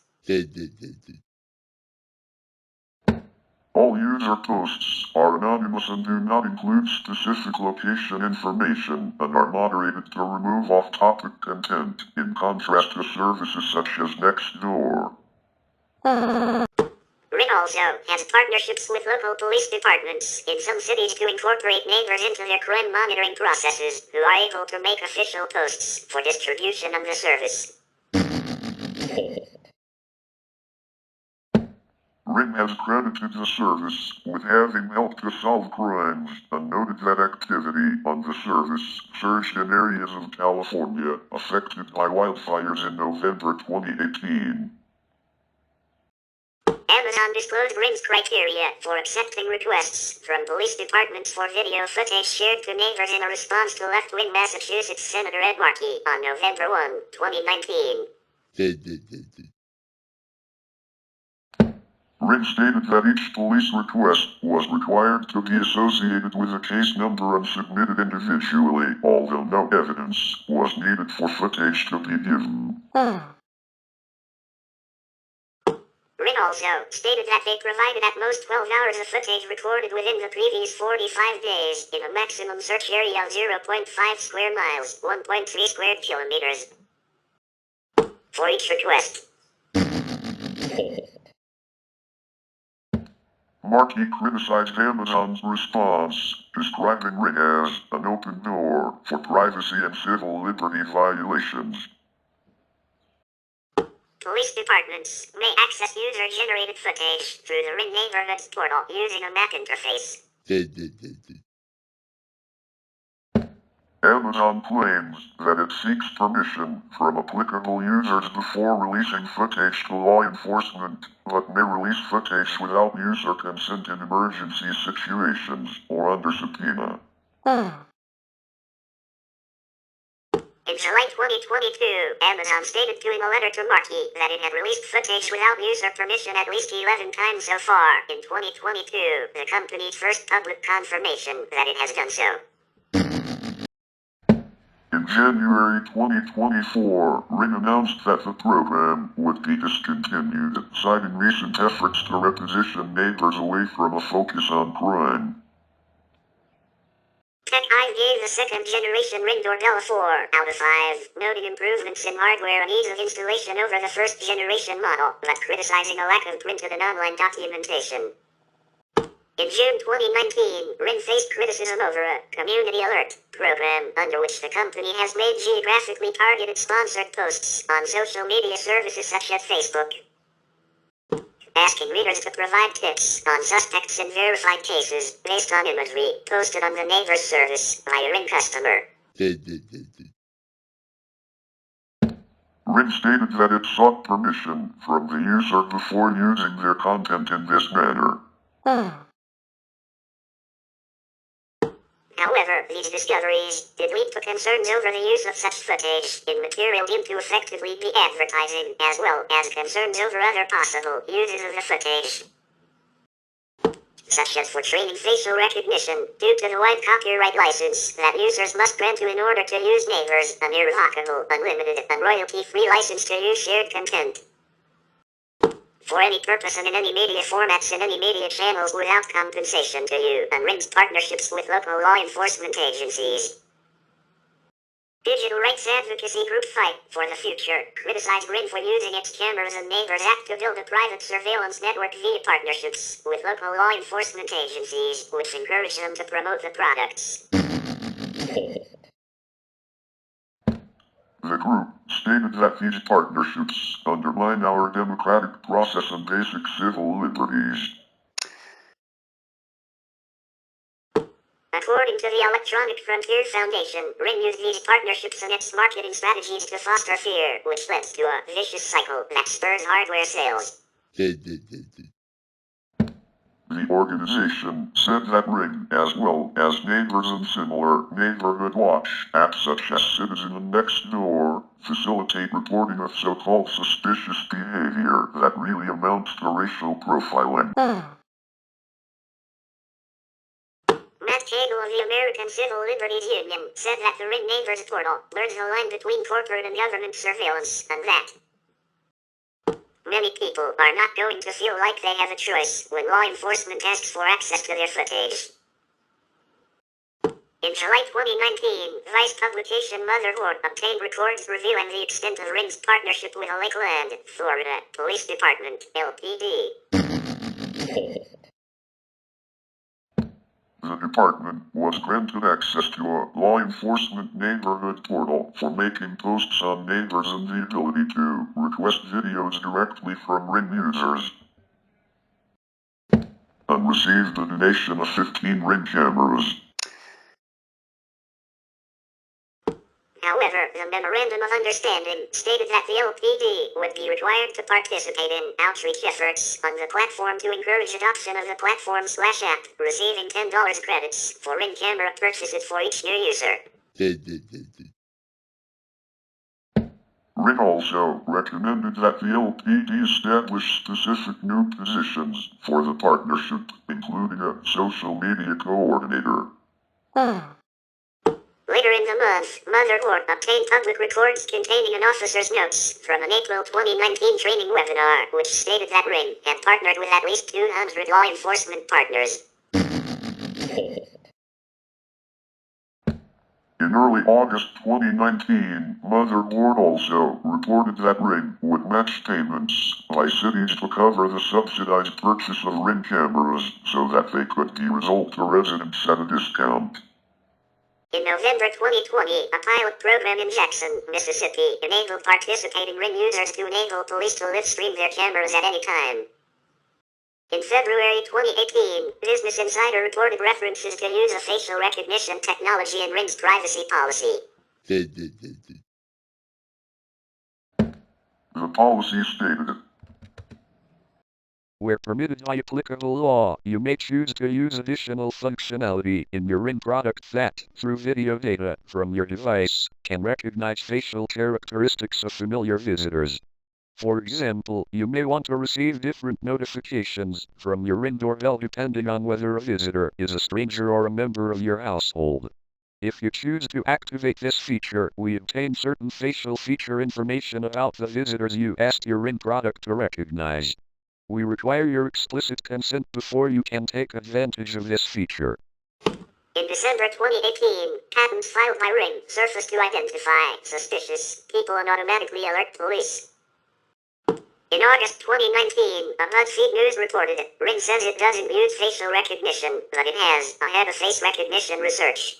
The piece reported on a 2018 presentation from Ring Ukraine's head of face recognition research, as well as a statement from Ring Ukraine's website stating, we developed semi-automated crime prevention and monitoring systems which are based on, but not limited to, face recognition.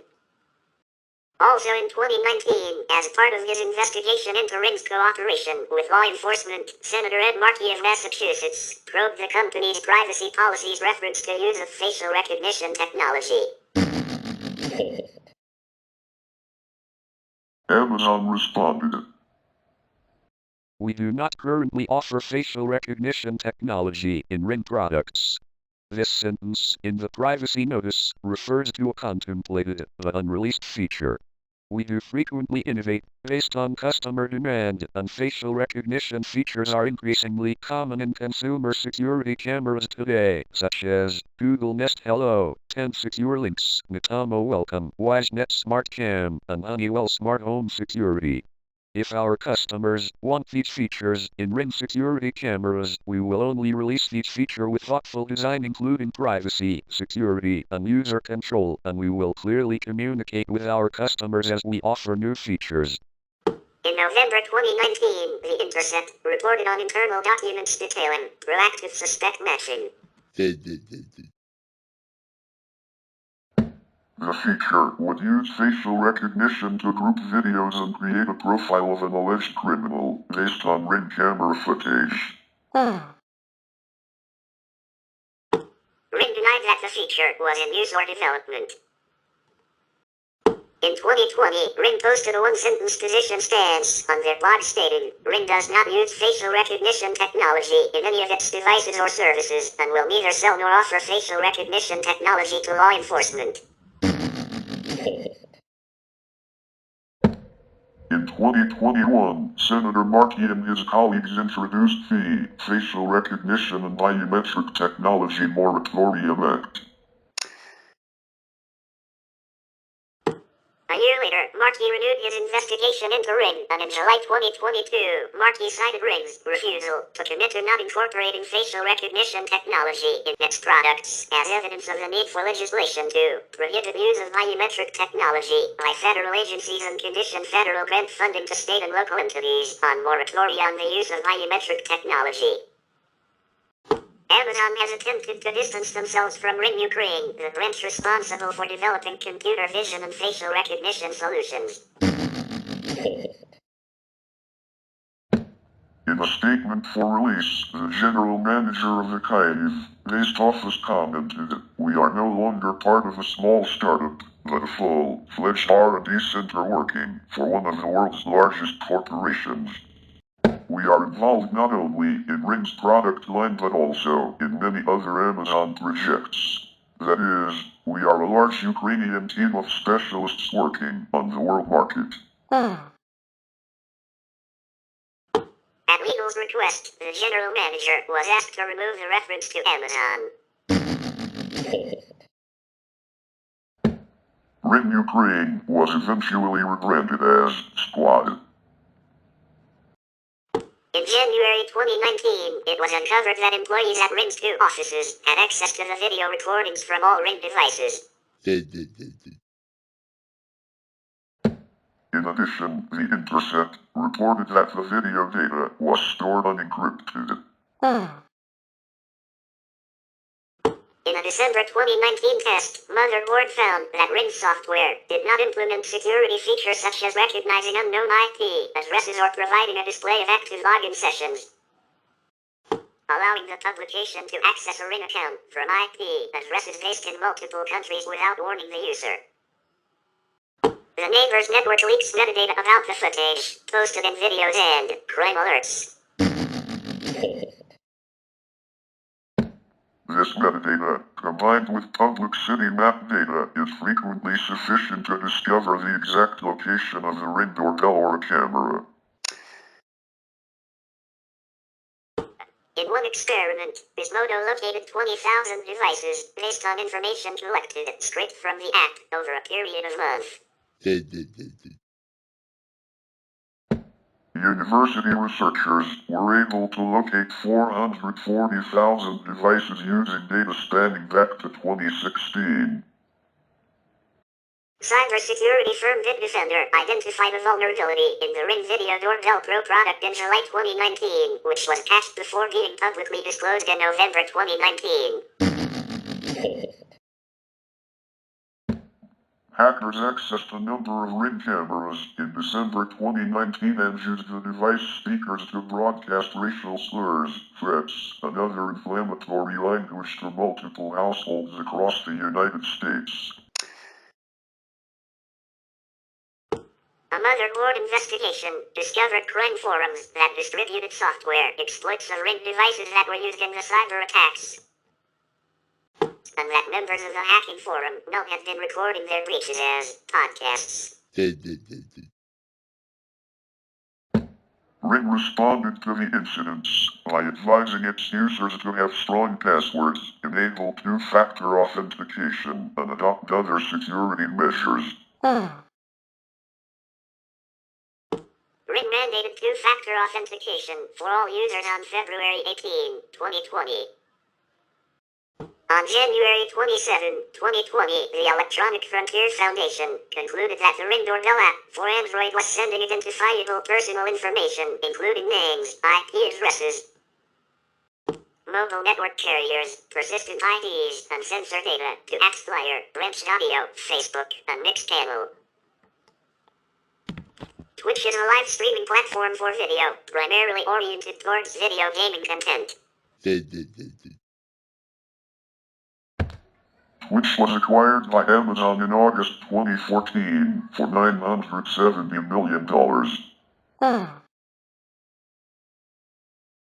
The site's rapid growth has been boosted primarily by the prominence of major esports competitions on the service, leading GameSpot senior esports editor Rod Breslau to have described the service as the SPN of esports. As of 2015, the service had over 1.5 million broadcasters and 100 million monthly viewers. Twitch is an American video live streaming service that focuses on video game live streaming, including broadcasts of esports competitions, in addition to offering music broadcasts, creative content, and, in real life, streams. Twitch is operated by Twitch Interactive, a subsidiary of Amazon. It was introduced in June 2011 as a spin-off of the general interest streaming platform Justin.tv. Content on the site can be viewed either live or via video on demand. The games shown on Twitch's current homepage are listed according to audience preference and include genres such as real-time strategy games, RTS, fighting games, racing games, and first-person shooters. The popularity of Twitch eclipsed that of its general interest counterpart.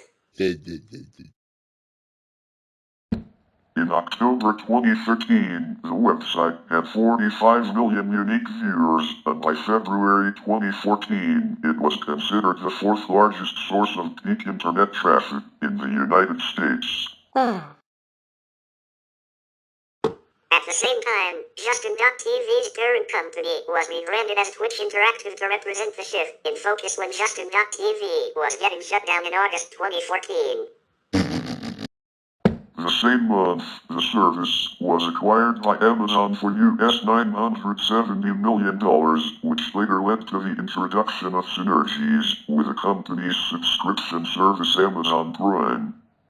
By 2015, Twitch had more than 100 million viewers per month.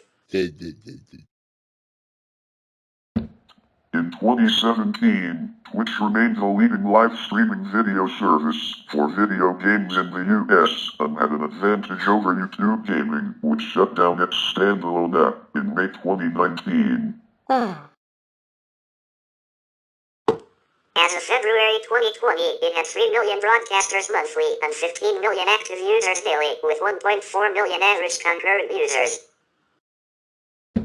As of May 2018, Twitch had over 27,000 partner channels. As of October 2023, Twitch was the 37th most visited website in the world, with 20.26% of its traffic coming from the United States, followed by Germany with 7.08% and South Korea with 5.49%. In late 2023, Twitch announced that they would stop operating in South Korea in 2024 because of its network fee policy, citing prohibitive costs. When Justin.tv was launched in 2007 by Justin Cannon and Cheer, two recent Yale graduates, the site was divided into several content categories. The gaming category grew especially fast and became the most popular content on the site. In June 2011, the company decided to spin off the gaming content as Twitch TV, inspired by the term Twitch gameplay. It launched officially in public beta on June 6, 2011. Since then, Twitch has attracted more than 35 million unique visitors a month. Twitch had about 80 employees in June 2013, which increased to 100 by December 2013. The company was headquartered in San Francisco's financial district. Twitch has been supported by significant investments of venture capital, with US $15 million in 2012, on top of US $7 million originally raised for Justin.tv, and US $20 million in 2015. Investors during 3 rounds of fundraising leading up to the end of 2013 included Draper Associates, Deceiver Venture Partners, and Thrive Capital. In addition to the influx of venture funding, it was believed in 2015 that the company had become profitable.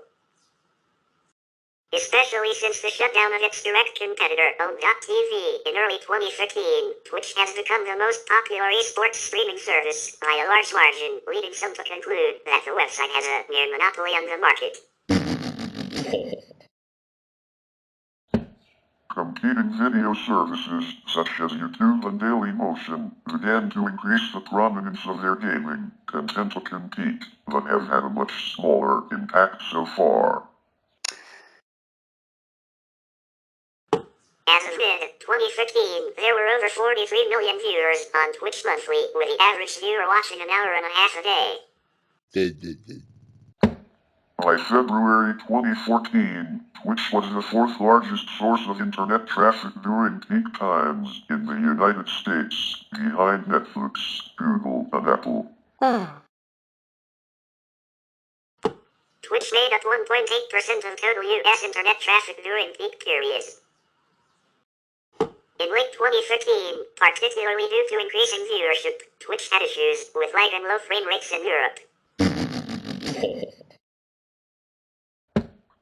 Twitch has subsequently added new servers in the region. Also, in order to address these problems, Twitch implemented a new video system shown to be more efficient than the previous system.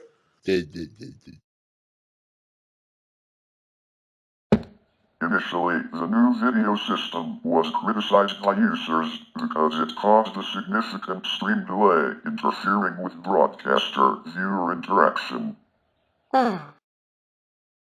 Twitch staff said that the increased delay was likely temporary and at the time was an acceptable trade-off for the decrease in buffering. On February 10, 2014, Twitch's parent company, Justin.tv Incorporated, was renamed Twitch Interactive, reflecting the increased prominence of the service over Justin.tv as the company's main business. That same month, a stream known as Twitch Plays Pokemon, a crowdsourced attempt to play Pokemon Red using a system, translating chat commands into game controls, went viral. By February 17, the channel reached over 6.5 million total views and averaged concurrent viewership between 60 and 70,000 viewers, with at least 10% participating. Vice President of Marketing Matthew Pietro praised the stream as one more example of how video games have become a platform for entertainment and creativity that extends way beyond the original intent of the game creator. By merging a video game, live video, and a participatory experience, the broadcaster has created an entertainment hybrid custom made for the Twitch community. This is a wonderful proof of concept that we hope to see more of in the future. Beginning with its 2014 edition, Twitch was made the official live streaming platform of the Electronic Entertainment Expo. On May 18, 2014, Variety First reported that Google had reached a preliminary deal to acquire Twitch through its YouTube subsidiary for approximately $1 billion. On August 5, 2014, the original Justin.tv site suddenly ceased operations, citing a need to focus resources entirely on Twitch. On August 6, 2014, Twitch introduced an updated archive system with multi-platform access to highlights from past broadcasts via channel, higher quality video, increased server backups, and a new video manager interface for managing past broadcasts and compiling highlights from broadcasts that can also be exported to YouTube. Due to technological limitations and resource requirements, the new system contains several regressions. The option to archive complete broadcasts on an indefinite basis, say forever, was removed, meaning that they can only be retained for a maximum of 14 days, or 60, for partners and turbo subscribers. While compiled highlights can be archived indefinitely, they were limited to 2 hours in length. In addition, Twitch introduced a copyright fingerprinting system that would mute audio in archived clips if it detected a copyrighted song in the stream. On August 25, 2014, Amazon acquired Twitch Interactive for $970 million in an all-cash deal. Sources reported that the rumored Google deal had fallen through and allowed Amazon to make the bid, with Forbes reporting that Google had backed out of the deal due to potential antitrust concerns surrounding it and its existing ownership of YouTube. The acquisition closed on September 25, 2014. Take-Two Interactive, which owned a 2% stake at the time of the acquisition, made a windfall of $22 million. Under Amazon, Scheer continued as Chief Executive Officer of Twitch Interactive, with Sarah Clemens added to the executive team as Chief Operating Officer in January 2018. She touted the Amazon Web Services platform as an attractive aspect of the deal, and that Amazon had built relationships with the big players in media, which could be used to the service's advantage, particularly in the realm of content licensing. The purchase of Twitch marked the third recent video gaming-oriented acquisition by Amazon, which had previously acquired the developers Reflexive Entertainment and Double Helix Games. On December 9, 2014, Twitch announced it had acquired Good Game Agency, an organization that owns the esports teams Evil Geniuses and Alliance. In March 2015, Twitch reset all user passwords and disabled all connections to external Twitter and YouTube accounts after the service reported that someone had gained unauthorized access to the user information of some Twitch users. In June 2016, Twitch added a new feature known as cheering, a special form of emoticon purchased as a microtransaction using an in-site currency known as bits. Bits are bought using Amazon payments, and cheers act as donations to the channel. Users also earn badges within a channel based on how much they have cheered. On August 16, 2016, Twitch acquired Curse LLC, an operator of online video gaming communities and gaming-oriented VoIP software. In December 2016, Good Game Agency was divested by Amazon to their respective members due to conflict of interest concerns. On September 30, 2016, Twitch announced Twitch Prime, a service which provides premium features that are exclusive to users who have an active Amazon Prime subscription. This included advertising, free streaming, monthly offers of free add-on content, game loot, and game discounts. Games included with a game loot rewards were Apex Legends, Legends of Runeterra, FIFA Ultimate Team, Teamfight Tactics, Mobile Legends, Bang Bang, Doom Eternal, and more. In December 2016, Twitch announced a semi-automated chat moderation tool, AutoMod, which uses natural language processing and machine learning to set aside potentially unwanted content for human review. In February 2017, Twitch announced the Twitch Game Store, a digital distribution platform that would expose digital purchases of games within the site's browsing interface. When streaming games available on the store, partner channels could display a referral link to purchase the game, receiving a 5% commission. Users also received a Twitch crate on every purchase, which included bits and a collection of random chat emotes. In August 2017, Twitch announced it had acquired video indexing platform ClipMine. On August 20, 2018, Twitch announced that it will no longer offer advertising-free access to the entire service to Amazon Prime subscribers, with this privilege requiring the separate Twitch Turbo subscription or an individual channel subscription. This privilege ended for new customers effective September 14, 2018, and for existing customers October 2018. In October 2018, Twitch announced Amazon Blacksmith, a new extension allowing broadcasters to configure displays of products associated with their streams with Amazon affiliate links.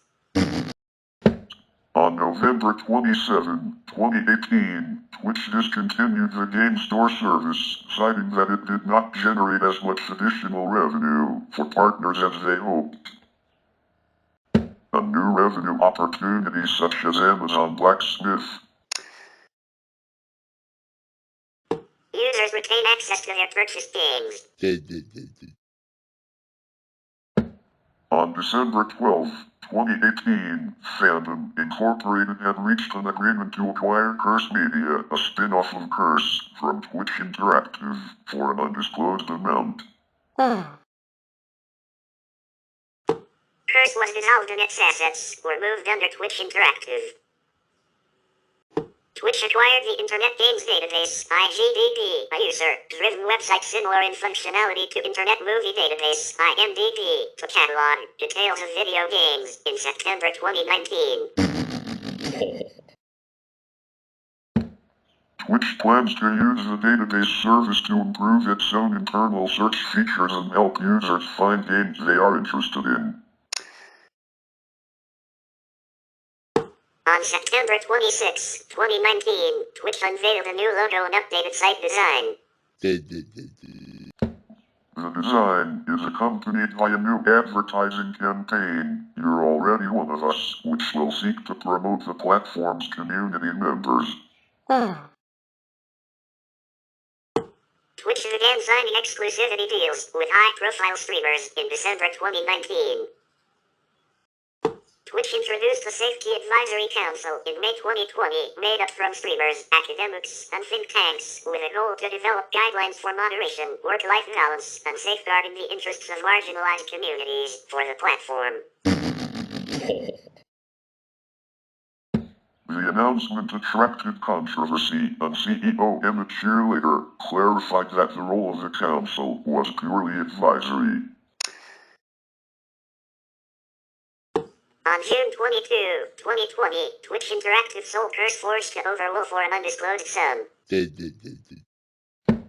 August 2020, Twitch Prime was renamed Prime Gaming, aligning it closer with the Amazon Prime family of services.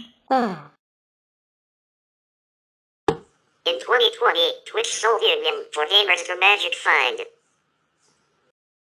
In May 2021, Twitch announced that it would introduce over 350 new tags to categorize streams, including finer tags for gender identity, sexual identity, and disabilities, as well as tags for other types of themes, such as virtual streamers.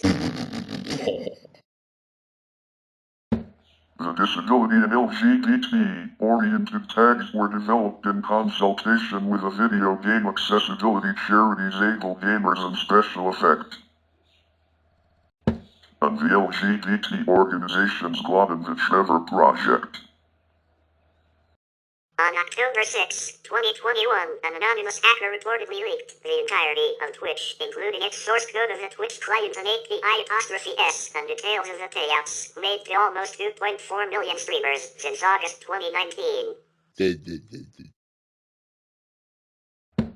The user posted a 128-gigabyte torrent link to 4chan and said that the leak, which includes source code from almost 6,000 internal Git repositories, is also part 1 of a larger release. The leak also included details of plans for a digital storefront under the codename of Vapor, meant to be a competitor to Steam, along with details on payment received by streamers for their work on Twitch.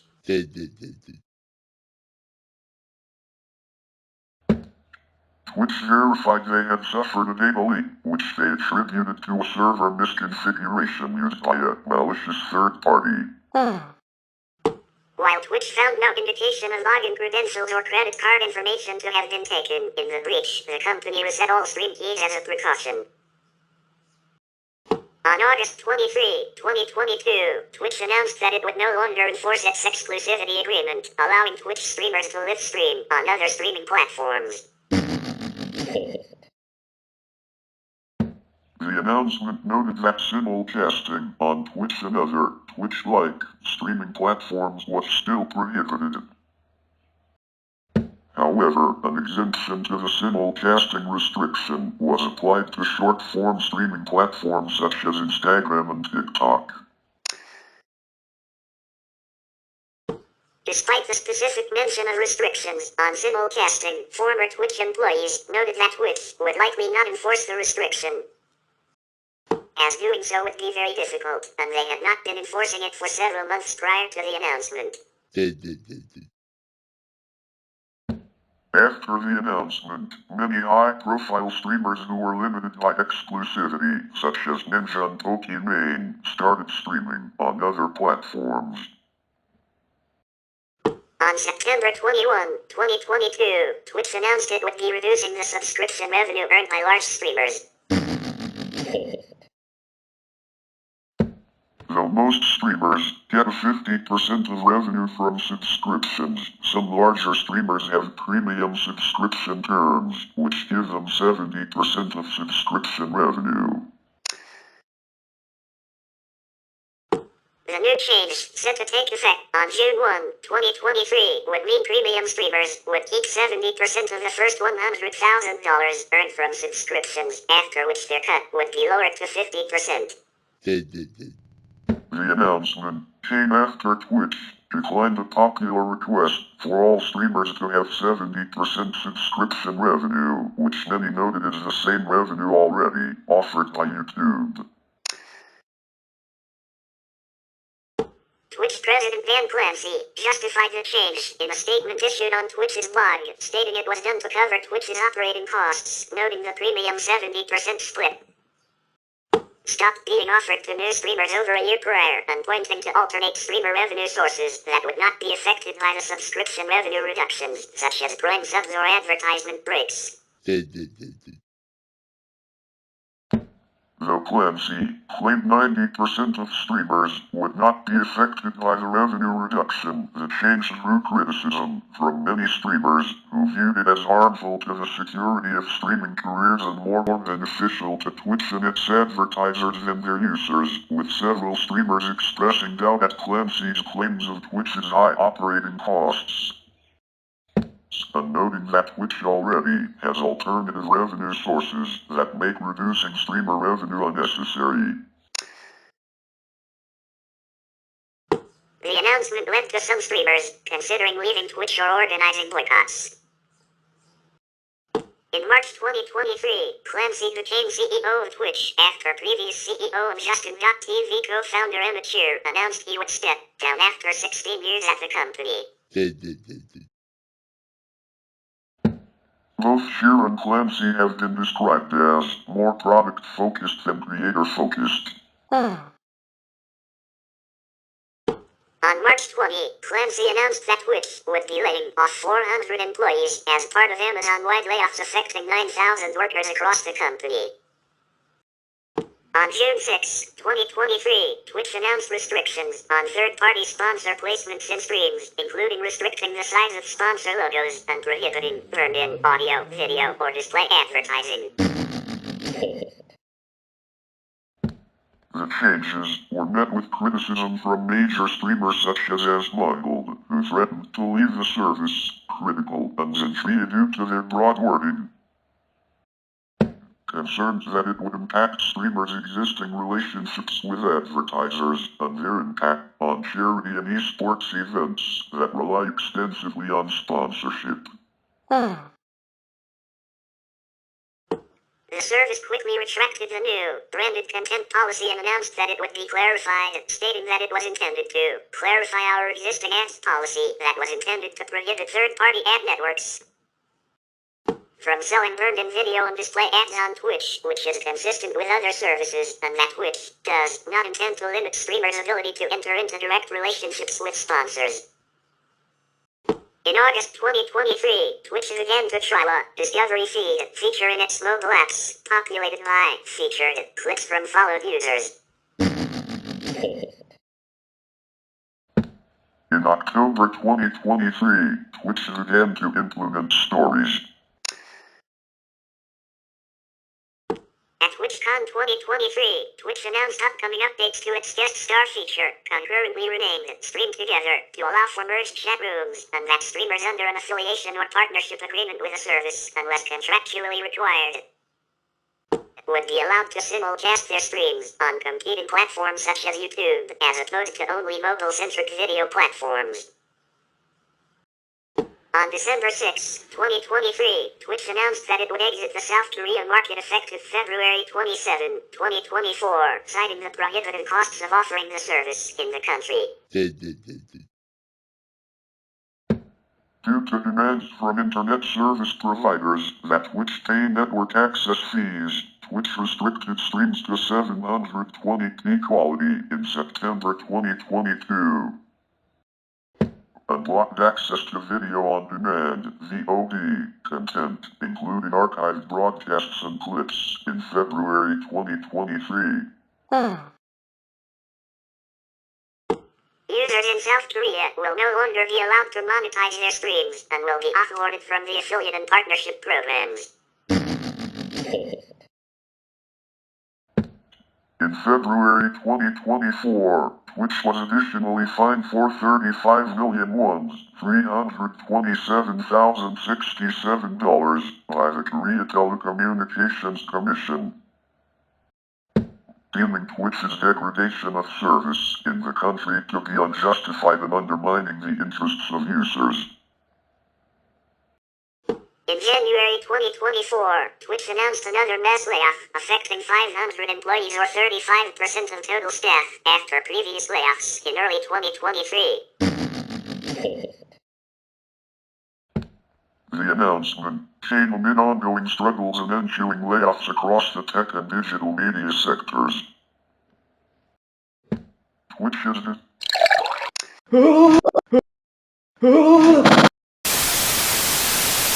Twitch is designed to be a platform for content, including esports tournaments, personal streams of individual players, and gaming-related talk shows.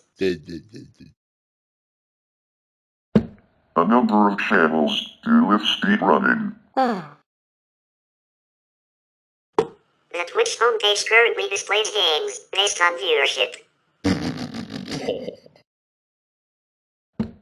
As of June 2018, some of the most popular games streamed on Twitch are Fortnite, Grand Theft Auto 5, League of Legends, Dota 2, PlayerUnknown's Battlegrounds, Hearthstone, Overwatch and Counter-Strike. Global Offensive with a combined total of over 356 million hours watched. Twitch has also made expansions into non-gaming content, such as in July 2015, the site streamed a performance of Fester Feast from San Diego Comic-Con, and on July 30, 2014, electronic dance music act Steve Aoki broadcast a live performance from a nightclub in Ibiza. In January 2015, Twitch introduced an official category for music streams, such as radio shows and music production activities, and in March 2015, announced that it would become the new official live streaming partner of the Ultra Music Festival, an electronic music festival in Miami. On October 28, 2015, Twitch launched the second non-gaming category, Creative, which is intended for stream showcasing the creation of artistic and creative works. To promote the launch, the service also streamed an 8-day marathon of Bob Ross' The Joy of Painting. In July 2016, Twitch launched Social Eating as a beta. It was inspired by the Korean phenomenon of mukbang and Korean players having engaged in the practice as intermissions on their gaming streams. In March 2017, Twitch added an IRL category, which is designed for content within Twitch guidelines that does not fall within any of the other established categories on the site, such as life vlogs. GeekWire reported that, while gameplay still makes up the vast majority of the content broadcast via Twitch, the just chatting category, a catch-all term that encompasses anything from candid conversation to reality programming, took the top spot by a comfortable margin overall in December 2019. While the category has been on the rise for the last couple of months, this was the first time that it's actually achieved #1 overall for a tracked period on the platform. In 2020, Phyllis described Twitch as talk radio for the extremely online. Michael Espinoza for Business Insider in 2021 highlighted that Twitch dominates the live content space with 17 billion hours watched last year. Per stream elements, compared to YouTube Gaming, lives 10 billion per the company. But the vast majority of gaming content is still consumed on demand, where YouTube is the clear leader with over 100 billion hours watched last year. Twitch is often used for video game tutorials. The nature of Twitch allows mass numbers of learners to interact with each other and the instructor in real time. Twitch is also used for software development learning, with communities of users streaming programming, projects and talking through their work. Broadcasters on Twitch often host streams promoting and raising money towards charity. By 2013, the website has hosted events which, in total, raised over $8 million in donations for charitable causes, such as Extra Life 2013. As of 2017, Twitch has raised over $75 million in donations for charitable causes. The biggest charity event of Twitch is E-Event, a French project created by its renowned and Alexander Hatchery, with more than $10 million raised for Action Contre la Faim in October 2021. ESL tournaments have aired on Justin.tv and later Twitch.tv since 2009. The platform has also been a long-time broadcaster of the Evolution Championship Series. Twitch has been the official broadcaster of the League of Legends World Championship since 2012, as well as other League of Legends tournaments organized by Riot Games. Dota 2's premier tournament, the International, has been live streamed on Twitch since 2015. The platform airs Rocket League tournaments organized by Psyonix since 2016. The League also broadcasts events on Twitch since 2016. Twitch and Blizzard Entertainment signed a 2-year deal in June 2017 to make Twitch the exclusive streaming broadcaster of select Blizzard Esports Championship events, with viewers under Twitch Prime earning special rewards in various Blizzard games. Twitch also reached a deal in 2018 to be the streaming partner of the Overwatch League, with the site also offering an all-access pass with exclusive content, emotes, and in-game items for Overwatch. Blizzard switched to rival platform YouTube in 2020. Fortnite Battle Royale competitions have aired on Twitch since its launch in 2017, including the E3 2018 Fortnite Chrome and the 2019 Fortnite World Cup. The NBA 2K League has been live streamed on Twitch since its inception in 2018. As the COVID-19 pandemic suspended motorsports competitions around the world, several series launched sim racing competitions with real-life professional drivers. Some series had official broadcasts on Twitch, such as Formula 1 and IMSA. Many drivers also have their personal live streams on Twitch, as was the case of several NASCAR iRacing Pro Invitational Series and IndyCar iRacing Challenge drivers.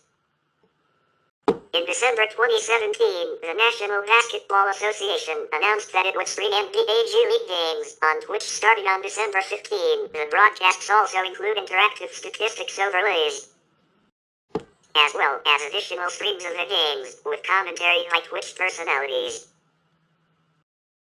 In April 2018, it was announced that Twitch would carry 11 National Football League Thursday Night Football games from 2018 to 2021 in simulcast with Fox as part of the league's renewed streaming deal with Amazon Prime Video.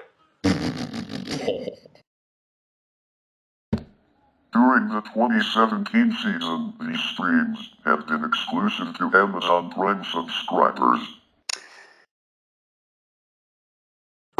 As part of the broadcasts, Twitch would also offer alternate broadcasts, including broadcasts hosted by Twitch personalities, an NFL Next Live, an interactive broadcast hosted by Andrew Hawkins and Kari Champion.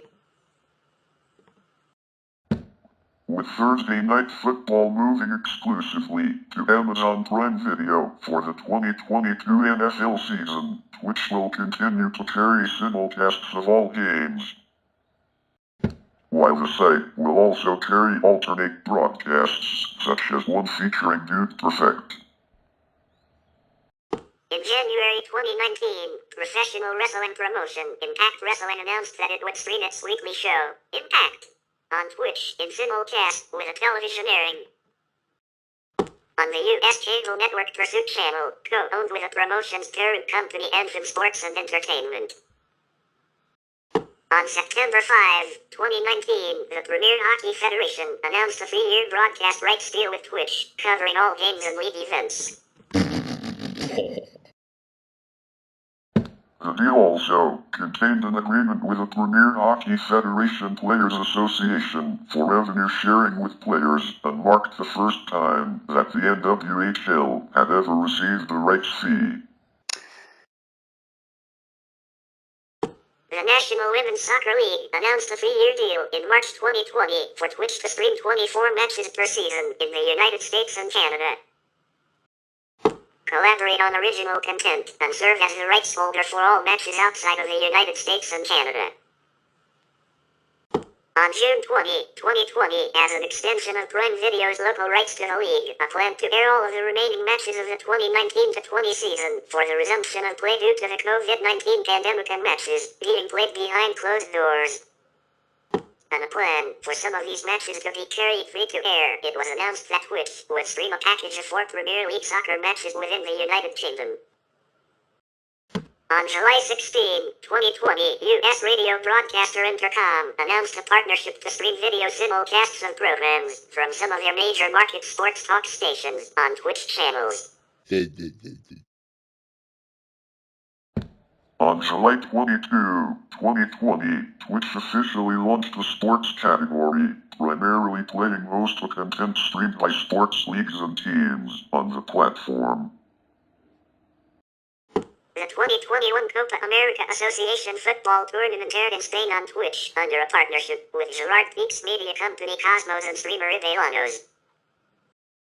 Twitch features a large number of emotes. There are emotes free for all users, emotes for Turbo users, emotes for Twitch Prime users, and emotes for users who are subscribed to Twitch partners or affiliates.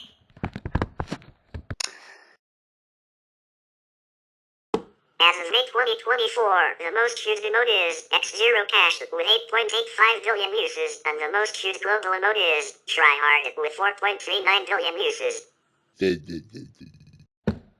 Twitch-partnered broadcasters unlock more emote slots as they gain more subscribers up to a maximum of 50 emotes per channel.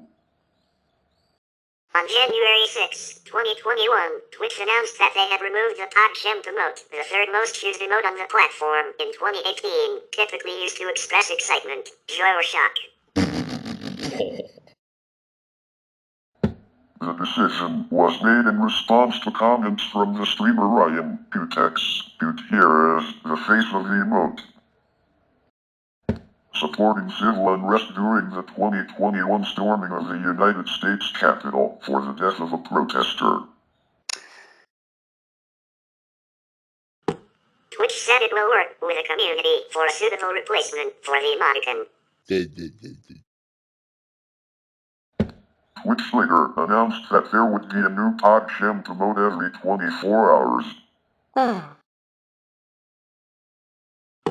On February 12, Twitch viewers elected Komodo Hike as the new permanent PogChamp emote. Streamer Ninja has been among Twitch's top personalities with over 14 million followers. In August 2019, however, Ninja announced that he would move exclusively to a Microsoft-owned competitor, Mixer. After Ninja left, the top 3 streamers in October 2019, based on follower count, were Tfue, 7.01 million followers, Shroud, 6.45 million followers, and TSM Myth, 5.1 million followers. Twitch began signing exclusivity deals with high-profile streamers in December 2019, starting with Dr. Lupo, Tim the Tatman, and Lyric, who had a combined 10.36 million followers at the time. Dr. Disrespect signed a multi-year deal in March 2020. In May 2020, Twitch signed popular streamers TaBNWNE, Dakadas and Josh OG to multi-year exclusive deals. On June 26, 2020, Dr. Disrespect was banned from Twitch for unexplained reasons and his channel was removed from the site. Following the discontinuation of Mixer in late July 2020, both Ninja and Shroud, who had also defected to the service, re-signed exclusively with Twitch. As of August 2022, there have been 8 streamers who have reached over 100,000 concurrent subscribers. These streamers are Ninja, Shroud, Randu, Ludwig, Casimiro, Iron Mouse, Golden Ide. In April 2021, Business Insider reported that, over the past 31 days, Adren has streamed non-stop in an attempt to break the record of 269,154 subscribers held by gaming personality Tyler Ninja Blevins. By the end of the month-long stream, Adren had over 282,000 subscribers on his channel. At one point during his sleep cycle, his channel had the most concurrent viewers of any on the platform.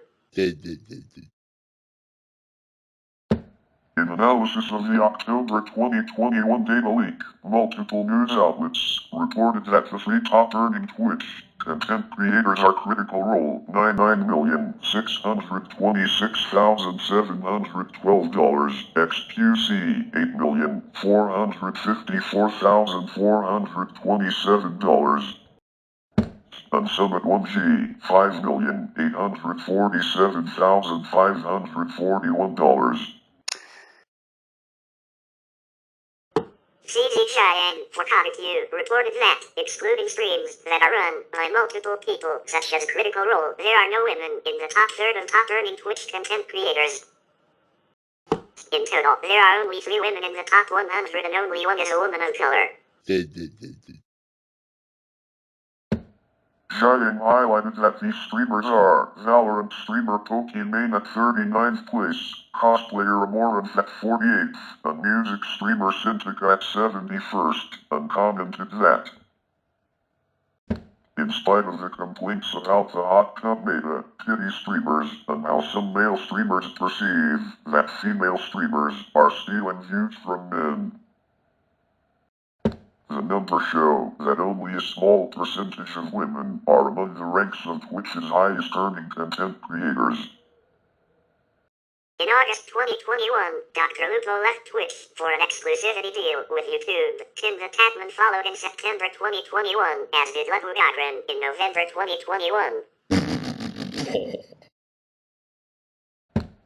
Nathan Grayson, for the Washington Post, commented that when streamers moved to Mixer in 2019, Twitch quickly locked down multiple streamers. In exclusivity deals, however, streamers who moved to Mixer saw their audiences undergo a marked downsizing. It demonstrated that many viewers within Twitch's ecosystem, when deprived of their favorite big streamers, will just find other Twitch streamers to take their place. Now Twitch is bargaining from a place of confidence that allows it to reevaluate previous deals made when streamers had more leverage. Grayson reported that lower offers from Twitch coupled with Twitch's higher streaming hour requirement, YouTube's contracts start at 100 hours of streaming time per month, while Twitch's start at 200. Has made YouTube's exclusivity deals tantalizing to some Twitch streamers.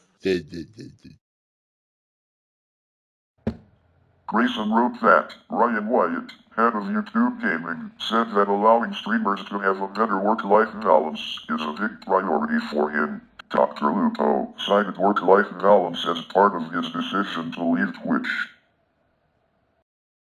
It was reported in the early 2010s that the typical Twitch viewer is male and aged between 18 and 34 years of age, although the site has also made attempts at pursuing other demographics, including women. By 2015, Twitch had more than 100 million viewers per month. 2017, Twitch remained the leading live streaming video service for video games in the US. GeekWire reported that, while Twitch's overall share of the streaming market has been steadily diminishing over the course of the year, from 67.1% in December 2018 to 61% at the end of the 2019, the steady growth of the overall market means that the overall amount of content watched on the service has done nothing but increase. The journal article World of Streaming, Motivation and Gratification on Twitch reported the results of a Twitch user survey in 2017. In ranking user motivation on the use of Twitch, users were motivated in descending order to watch Twitch, to be entertained, to follow gaming events, and to have an alternative for television. Motivations classified as socialization and information ranked lower than motivations classified as entertainment.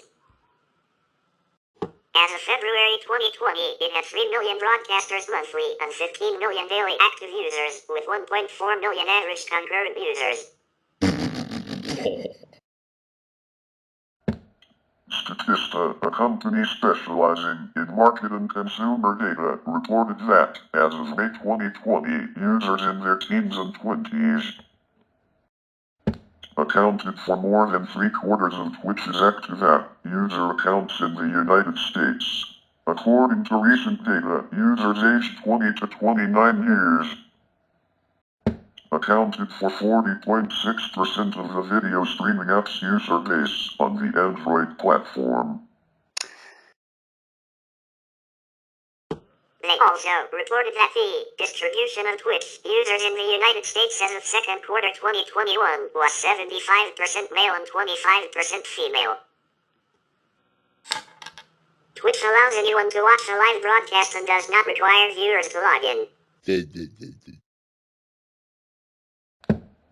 Users also have the option to follow and subscribe, also known as subbing, to streamers. Following is a free option, similar to other platforms such as Instagram and Twitter, where the user will see their followed streamers on the front page of Twitch when signed in and can receive notifications of specific broadcasts. Subscribing is a way for users to financially support streamers in exchange for exclusive benefits determined by the individual streamer. Users who link their Twitch account to their Amazon Prime account gain access to Prime Gaming, which includes one complimentary Twitch subscription per month that the user can assign to the streamer of their choice. The aforementioned 2017 academic survey stated that 31.5% of users spent money on Twitch. Of those users, 22.6% donated to a streamer, 31.6% subscribed to a streamer, and 45.8% did both. The majority of these users stated the main motivation is to support a streamer financially. Whoa! Twitch's terms of service does not allow people under 13 years of age to use its services. Additionally, people who are at least 13 years old but below the age of majority in their jurisdiction, 18 in most jurisdictions, may only use the services under the supervision or permission of a parent or other legal guardian who agrees to abide to the terms of service. In July 2011, Twitch launched its partner program, which reached over 11,000 members by August 2015. Similar to the partner program of other video sites like YouTube, the partner program allows popular content producers to share in the advertisement revenue generated from their streams. Additionally, Twitch users can subscribe to partnered streamers' channels for US $4.99 a month, often granting the user access to unique emoticons, live chat privileges, and other various perks. Twitch retains US $2.49 of every US $4.99 channel subscription, with a remaining US $2.50 going directly to the partner streamer. Although exceptions were made, Twitch previously required that prospective partners have an average concurrent viewership of 500 plus, as well as a consistent streaming schedule of at least 3 days a week. However, since the launch of the achievements feature, there is a clearer path to partnership, with trackable goals for concurrent viewership, duration and frequency of streams. In April 2017, Twitch launched its affiliate program that allows smaller channels to generate revenue as well, also announced. In April 2017, Twitch launched its affiliate program that allows smaller channels to generate revenue as well, also announcing that it would allow channels access to multi-priced subscription tiers. The participants of this program get some but not all of the benefits of the Twitch partners. Streamers can make profit from sharing with bits, which are purchasable from Twitch directly.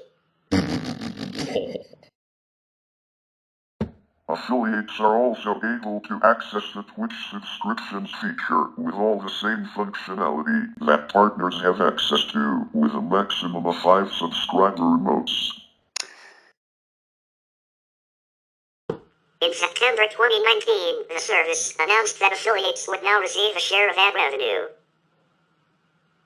Advertising on the site has been handled by a number of partners.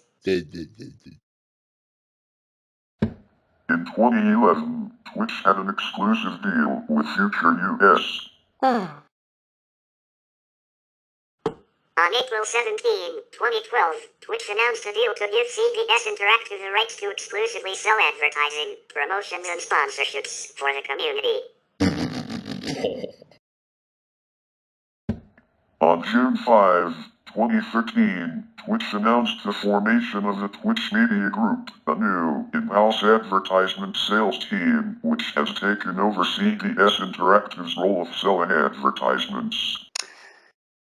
For users who do not have ad-free access to a channel or Twitch Turbo, pre-roll advertising and mid-roll commercial breaks that are manually triggered by the streamer are displayed on streams. In September 2020, Twitch announced that it would test automated mid-roll advertising on streams, which cannot be controlled by the streamer. On August 6, 2014, Twitch announced that all on-demand videos on Twitch became subject to acoustic fingerprinting using software provided by content protection company Audible Magic. If copyrighted music, particularly songs played by users from outside of the game they are playing, is detected, the 30-minute portion of the video which contains the music will be muted. Live broadcasts were not subject to these filters. A system was available for those who believed they were inappropriately affected and had rights to the music they used to challenge the filtering. Twitch offered a selection of royalty-free music for streamers to use, which was expanded upon later in January 2015. The audio filtering system, along with a lack of communication surrounding the changes in general, proved to be controversial among users. In a Red AMA, co-founder Emmett Shear admitted that his staff had screwed up and should have provided advance warning of the changes, and promised that Twitch had absolutely no intention of implementing audio filtering on live broadcasts. In June 2020, Twitch received a large wave of DMCA takedown notices aimed at year-old VODs and clips, short segments of streams that can be captured by users that contain copyrighted music from 2017 to 2019. Twitch complied with the takedowns and also issued a number of copyright strikes against viewers. Concerned streamers were notified that they should remove all VODs and clips, if not certain they did not contain copyrighted material. This provoked major backlash, both at the loss of prior content but also based on viability concerns due to an inability to review or even rapidly delete content. There were also complaints based that strikes were being issued on viewer-created clips, even where the streamer-created content was deleted. On September 15, 2020, Twitch signed a licensing agreement with a French performance society session, allowing composers and publishers to collect royalties whenever their music is streamed in France. Twitch already had licensing deals with the American Societies of SCAP, TaBNWNE.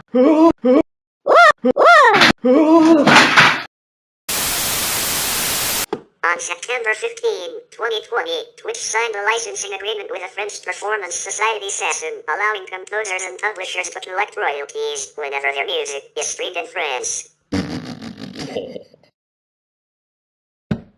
Twitch already had licensing deals with the American Societies of SCAP, VMI, and Global Music Rights.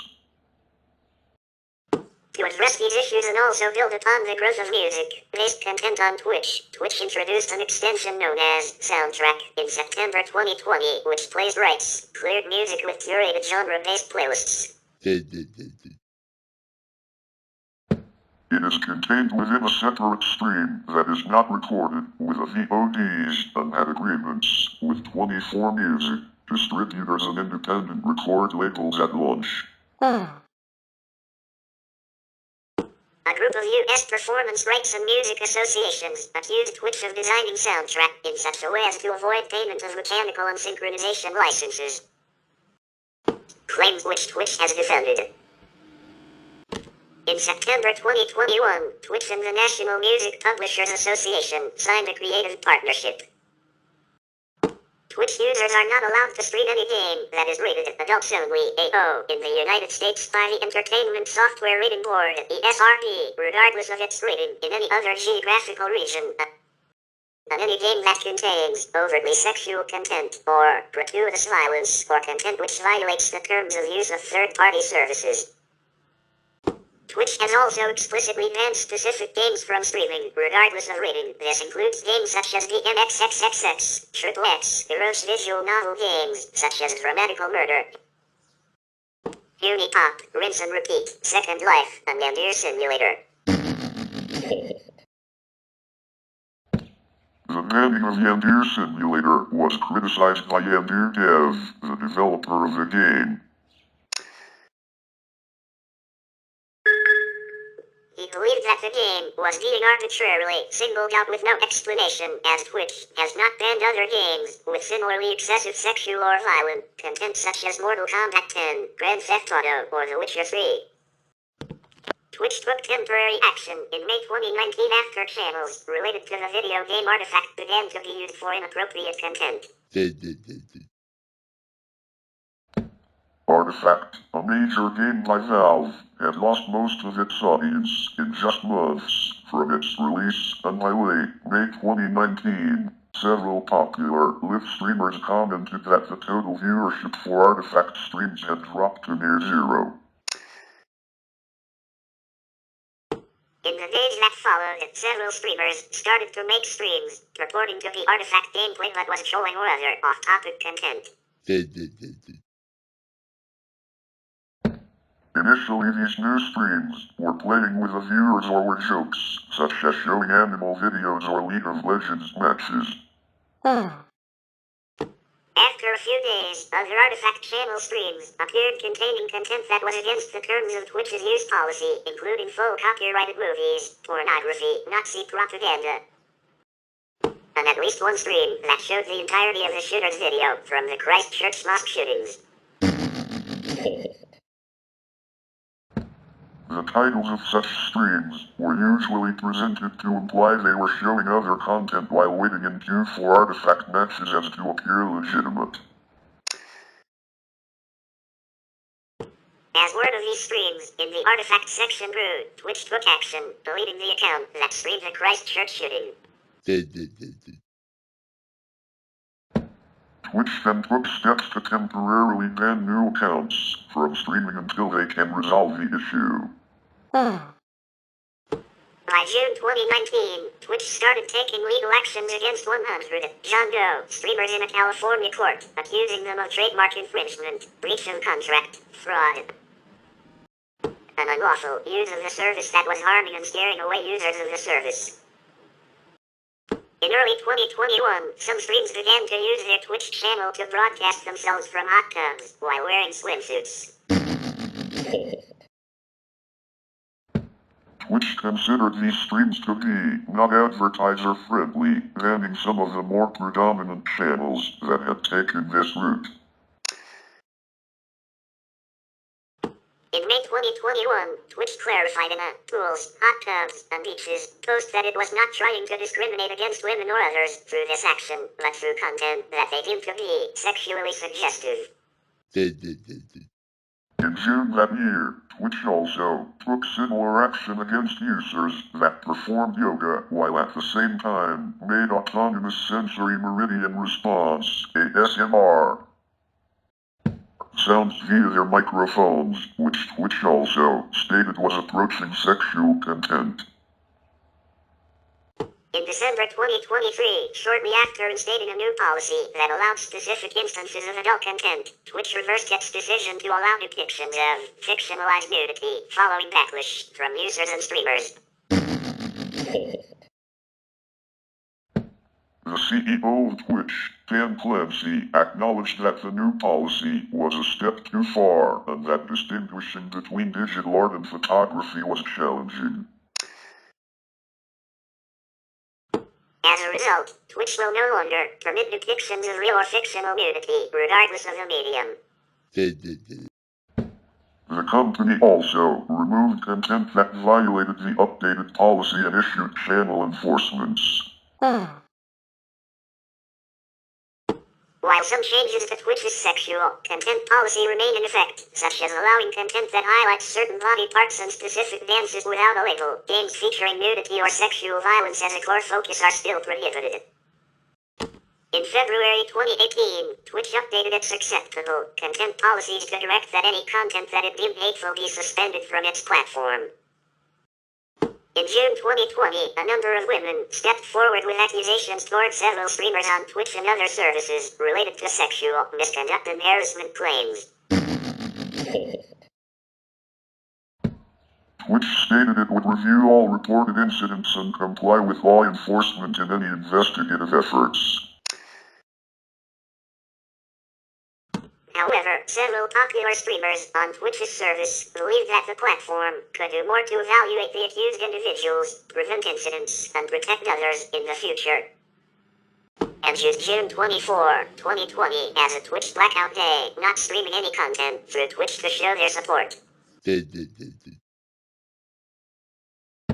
By the evening of June 24, 2020, Twitch had placed several bans on the accounts of those accused after completing their investigation, and stated in a blog post they would be forwarding additional details to law enforcement. Twitch temporarily suspended an account belonging to then U.S. President Donald Trump's campaign on June 29, 2020.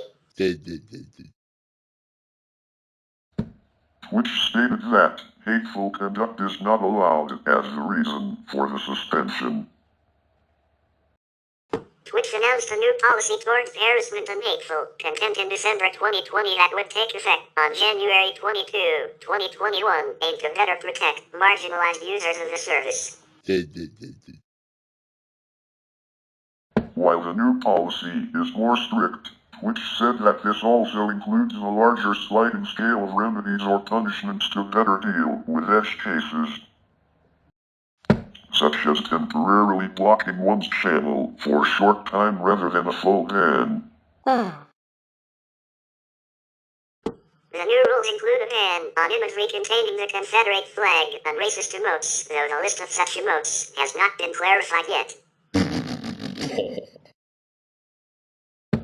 The new policy included banning words that were considered sexual insults, such as insult and virgin, when used for harassment. The The banned words included simp, which raised criticism by streamers and longtime viewers. While its slang origins have defined simp derogatorily as a man who invests a lot of time and energy into women who don't want him, the term had become common on Twitch as an insult related to men being nice to women on the service, or simply to refer to a person with loyalty to another. Twitch, in response, clarified that penalties for using these terms would only be enforced if they were being used in harassment of other users. On December 4, 2020, Twitch removed the blind playthrough tag due to concerns of ableism that it may be offensive to those who are visually impaired. Suggestions for non-offensive and more neutral labels include first playthrough, undiscovered, and no spoilers. A popular feature of Twitch is the ability to raid another channel where multiple users, coordinated from a different Twitch channel or another social media service, all join the target channel to provide support and encouragement. This is typically used to help boost the popularity of the target channel, particularly if the raid is organized by a popular streamer. Twitch had officially supported this type of activity since 2017, with the ability for a streamer to send all of their viewers to another channel as a raid. However, around mid-2021, new types of hate raids began to occur with increasing frequency on Twitch. In these cases, numerous users would flood a channel and its chat with messages of harassment and hate towards the streamer as a form of cyberbullying. Most of these users are typically from automated bots, which made it difficult for channel moderators to deal with the amount of messages. Despite warning Twitch about these hate raids, Twitch had shown little action towards stopping them, leading numerous streams to organize a #ADayOffTwitch on September 1, 2021, as a form of protest in anticipation that Twitch will find ways to take action against them.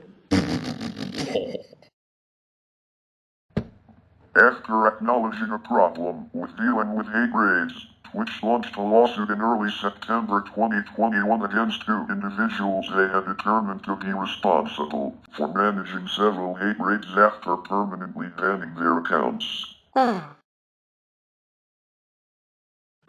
the end of September 2021, Twitch introduced tools for streamers to be able to limit who may participate in their chat as to prevent hate raids. These tools allow streamers to limit chat to those that have verified their phone number or email with Twitch, as well as to those that have followed their channel for a minimum amount of time. In May 2022, following the mass shooting in Buffalo, the New York State Attorney General's office announced an investigation into multiple online platforms, including Twitch, to determine their part in platforming or promoting hateful content. The investigation will also focus on the platform's moderation efforts. A spokesperson for Twitch stated that the service would comply with the investigation. In April 2021, it was reported that Twitch was providing a financial lifeline to extremists such as canon adherents and far-right influencers. Another report in August and September 2021 by the Institute of Strategic Dialogue also identified Twitch as a platform where far-right extremists run rampant. Clips from far-right extremists, such as Honorable Redplan, become quite popular before they are removed from the platform and in some cases are not removed at all according to ISD. On September 20, 2022, Twitch announced that beginning October 18, it would prohibit the streaming of slots, roulette and dice games on gambling websites not licensed in the US or other jurisdictions that provide sufficient consumer protection. Whoa! The policy change does not affect sports betting, fantasy sports, and poker. Gambling has been extremely popular on Twitch for years, being one of the most popular types of content on the platform, with many streamers being sponsored by online gambling services. However, it has also been controversial, with prominent streamers such as Mischief and Pokemon speaking out against the negative effects of gambling streams. The announcement came shortly after a popular streamer admitted he spent $200,000 in donations on CS, Ghost in Gambling. As of September 20, 2018, the Twitch website is blocked and the app is blocked from the Apple App Store in China. In India, Twitch was reportedly blocked by Reliance-owned telecommunication company Jio as well as internet service providers Jio Fiber and Hathway in September 2020 as some users were illegally streaming Indian Premier League cricket matches on the platform. Slovakia's government reportedly blocked Twitch in June 2021 after a streamer in the country with around 35,000 followers was found streaming poker, which was in violation of local gambling laws. On July 4, 2022, the Iranian government blocked access to Twitch for Iranian internet users.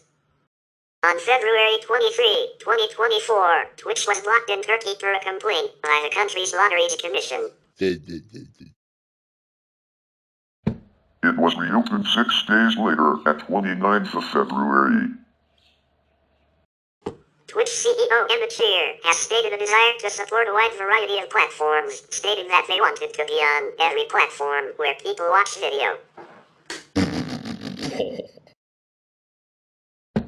Users can watch Twitch streams via Twitch's website in a web browser and via dedicated streaming apps for mobile devices, digital media players and video game consoles. This includes Twitch's mobile apps for Android, Fire OS, and iOS. Twitch's web-based TV and game console apps for Fire TV, WebOS, LG TVs, Samsung TVs, 2020 and newer, Android TV, Apple TV, PlayStation 4, PlayStation 5, Xbox One, and Xbox Series X/S. The Twitch web apps for Xbox and PlayStation consoles received an update that replaced the app with the viewer-only web app for TVs, removing several features, including chatting. The Twitch desktop app for Windows and Mac OS is no longer supported. Twitch's web-based TV and game console apps for PlayStation 3, Xbox 360, Nintendo Switch, and pre-2021 Tizen-based Samsung TVs are no longer supported. Users can broadcast to Twitch from the following platforms: Twitch's mobile apps for Android, Fire OS, and iOS. OBS open source broadcasting studio software. Twitch Studio app for Windows and Mac OS. Native integration on PlayStation 4, PlayStation 5, Xbox One, Xbox Series X/S, Video Shield TV Pro, and Video Shield tablets. Prior versions of Twitch's app for Xbox One and Series X/S had broadcasting functionality before being replaced by viewer-only wrapped web apps for a single code base across TVs on November 16, 2022. Twitch said they worked with Microsoft so those consoles could still broadcast to Twitch, though not through the Twitch app, but with native integration. Twitch released a software development kit for third-party developers to integrate Twitch broadcasting into their software. In-app integration in third-party apps for desktop like OBS, Streamlabs Desktop, Lightstream Studio, Melon, Split Broadcaster, Gamecaster, and Nvidia GeForce Experience. Broadcasters can also use third-party apps for mobile like Omelet Arcade and the Streamlabs app. In-game integration such as EVE Online, PlanetSide 2, some Call of Duty games, Minecraft and War Thunder. And in-app integrations in EA's Origin and Ubisoft's Uplay are no longer supported. After acquiring Curse LLC, Twitch Interactive rebranded the Curse app as the Twitch desktop app in March 2017. It kept features for mod installation and management for supported games via CurseForge, kept Curse voice features such as screen sharing, text chat, voice chat, video chat and community server creation, added a dedicated browser for the Twitch website, added Twitch's friends system, and added activity sharing. This update also redesigned the application. The software also served as the client for the former Twitch game store. The Curse mobile app was subsequently rebranded as Twitch Messenger, which was later shut down. Twitch removed the app server's group messaging, voice chat and video chat functionality in February 2019. On June 22, 2020, Twitch Interactive sold CurseForge to Overwolf for an undisclosed sum. On December 2, 2020, mod management functionality was removed from the Twitch desktop app. The mod management functionality previously found in the Twitch app can since be found in Overwolf's CurseForge app. On March 30, 2022, Twitch announced that it would officially end support for the Twitch desktop app on April 30, 2022, opting users of the desktop app to use a web browser to interact with Twitch on desktop platforms. TwitchCon is an biannual fan convention devoted to Twitch and the culture of video game streaming. The inaugural event was held at the Moscone Center in San Francisco from September 25 to 26, 2015. Since its inception, TwitchCon has been an annual event. The second TwitchCon was held in San Diego at the San Diego Convention Center from September 30 to October 2, 2016. The third annual TwitchCon was held in Long Beach at the Long Beach Convention and Entertainment Center from October 20 to 22, 2017. The fourth annual TwitchCon was held at the San Jose McHenry Convention Center in San Jose, California from October 26 to 28, 2018. In 2019, TwitchCon expanded overseas and hosted their first ever European event in Berlin in April 2019, alongside a North American event later in November 2019 in San Diego.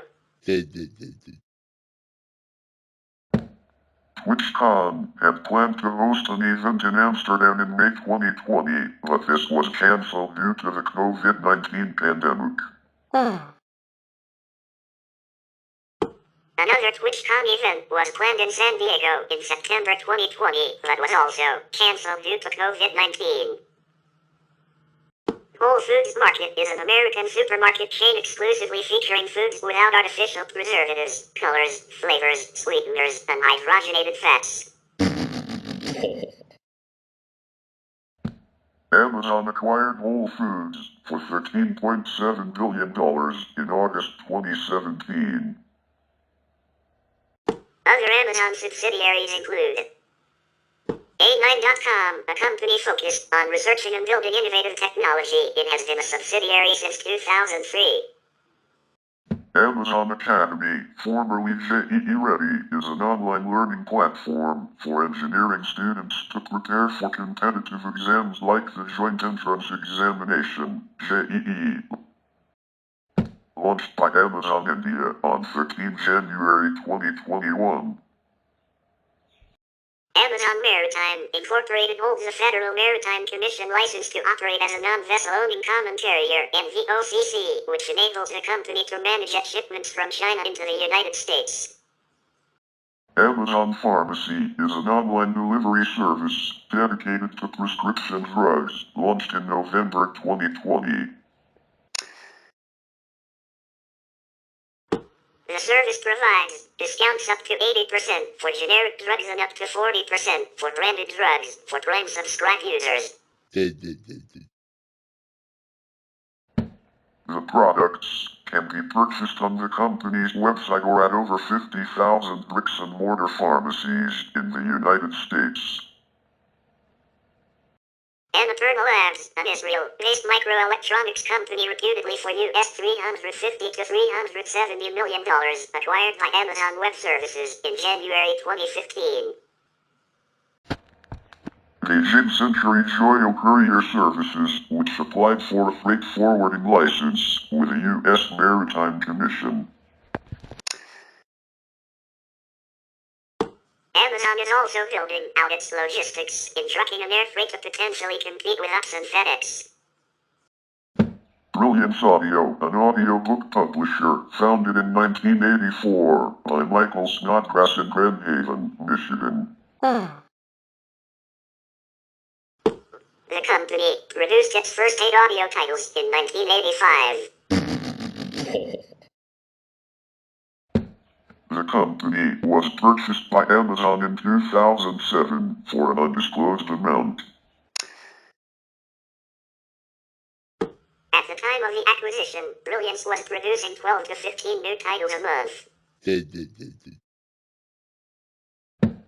It operates as an independent company within Amazon. In 1984, Brilliance Audio invented a technique for recording twice as much on the same cassette. The technique involved recording on each of the 2 channels of each stereo track. It has been credited with revolutionizing the versioning audiobook market in the mid-1980s, since it made unabridged books affordable. Comixology, a cloud-based digital comics platform with over 200 million comic downloads as of September 2015. It offers a selection of more than 40,000 comic books and graphic novels across Android, iOS, Fire OS and Windows 8 devices and over a web browser. Amazon bought the company in April 2014. CreateSpace, which offers self-publishing services for independent content creators, publishers, film studios, and music labels, became a subsidiary in 2009. Eero, an electronics company specializing in mesh networking Wi-Fi devices, founded as a startup in 2014 by Nick Weaver, a Michalik, and Nate Hardison to simplify and innovate the smart home. Eero was acquired by Amazon in 2019 for US $97 million. Eero has continued to operate under its banner and advertises its commitment to privacy despite early concerns from the company's acquisition. Health Navigator is a startup developing API'(S) for online health services acquired in October 2019. The startup will form part of Amazon Care, which is the company's employee health care service. This follows the 2018 purchase of PillPack for under $1 billion, which has also been included into Amazon Care.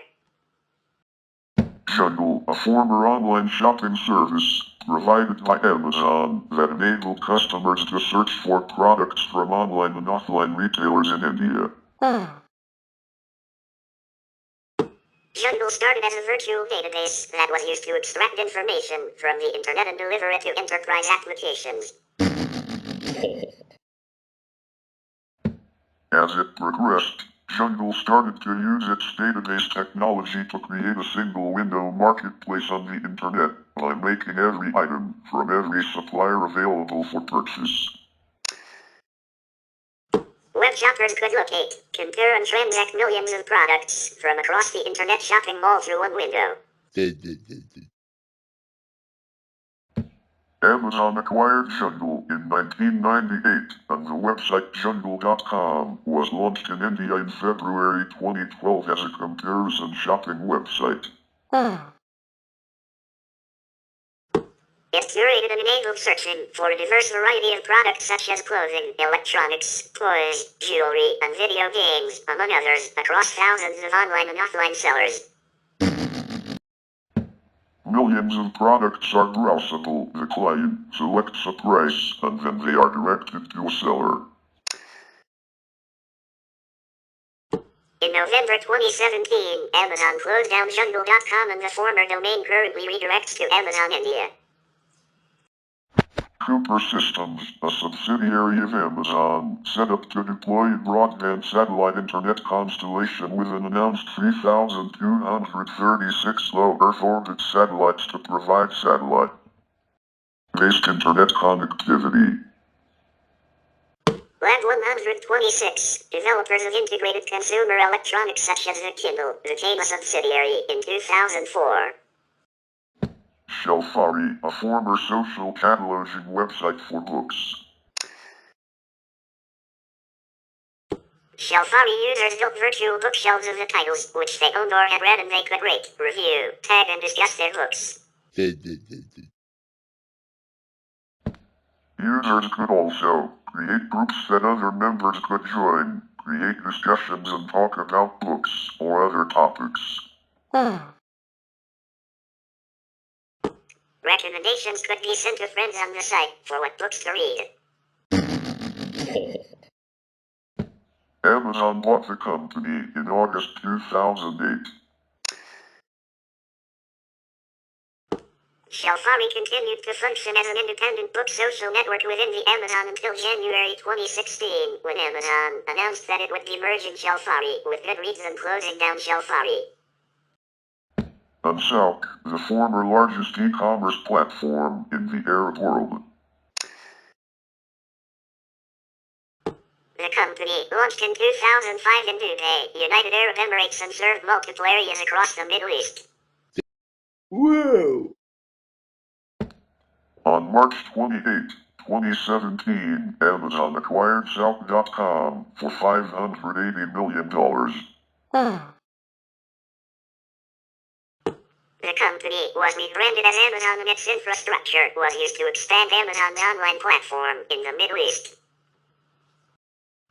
Amazon also has investments in renewable energy and plans to expand its position into the Canadian market through an investment in a new plant in Alberta. We will continue about Amazon in part 5, so stay tuned everyone.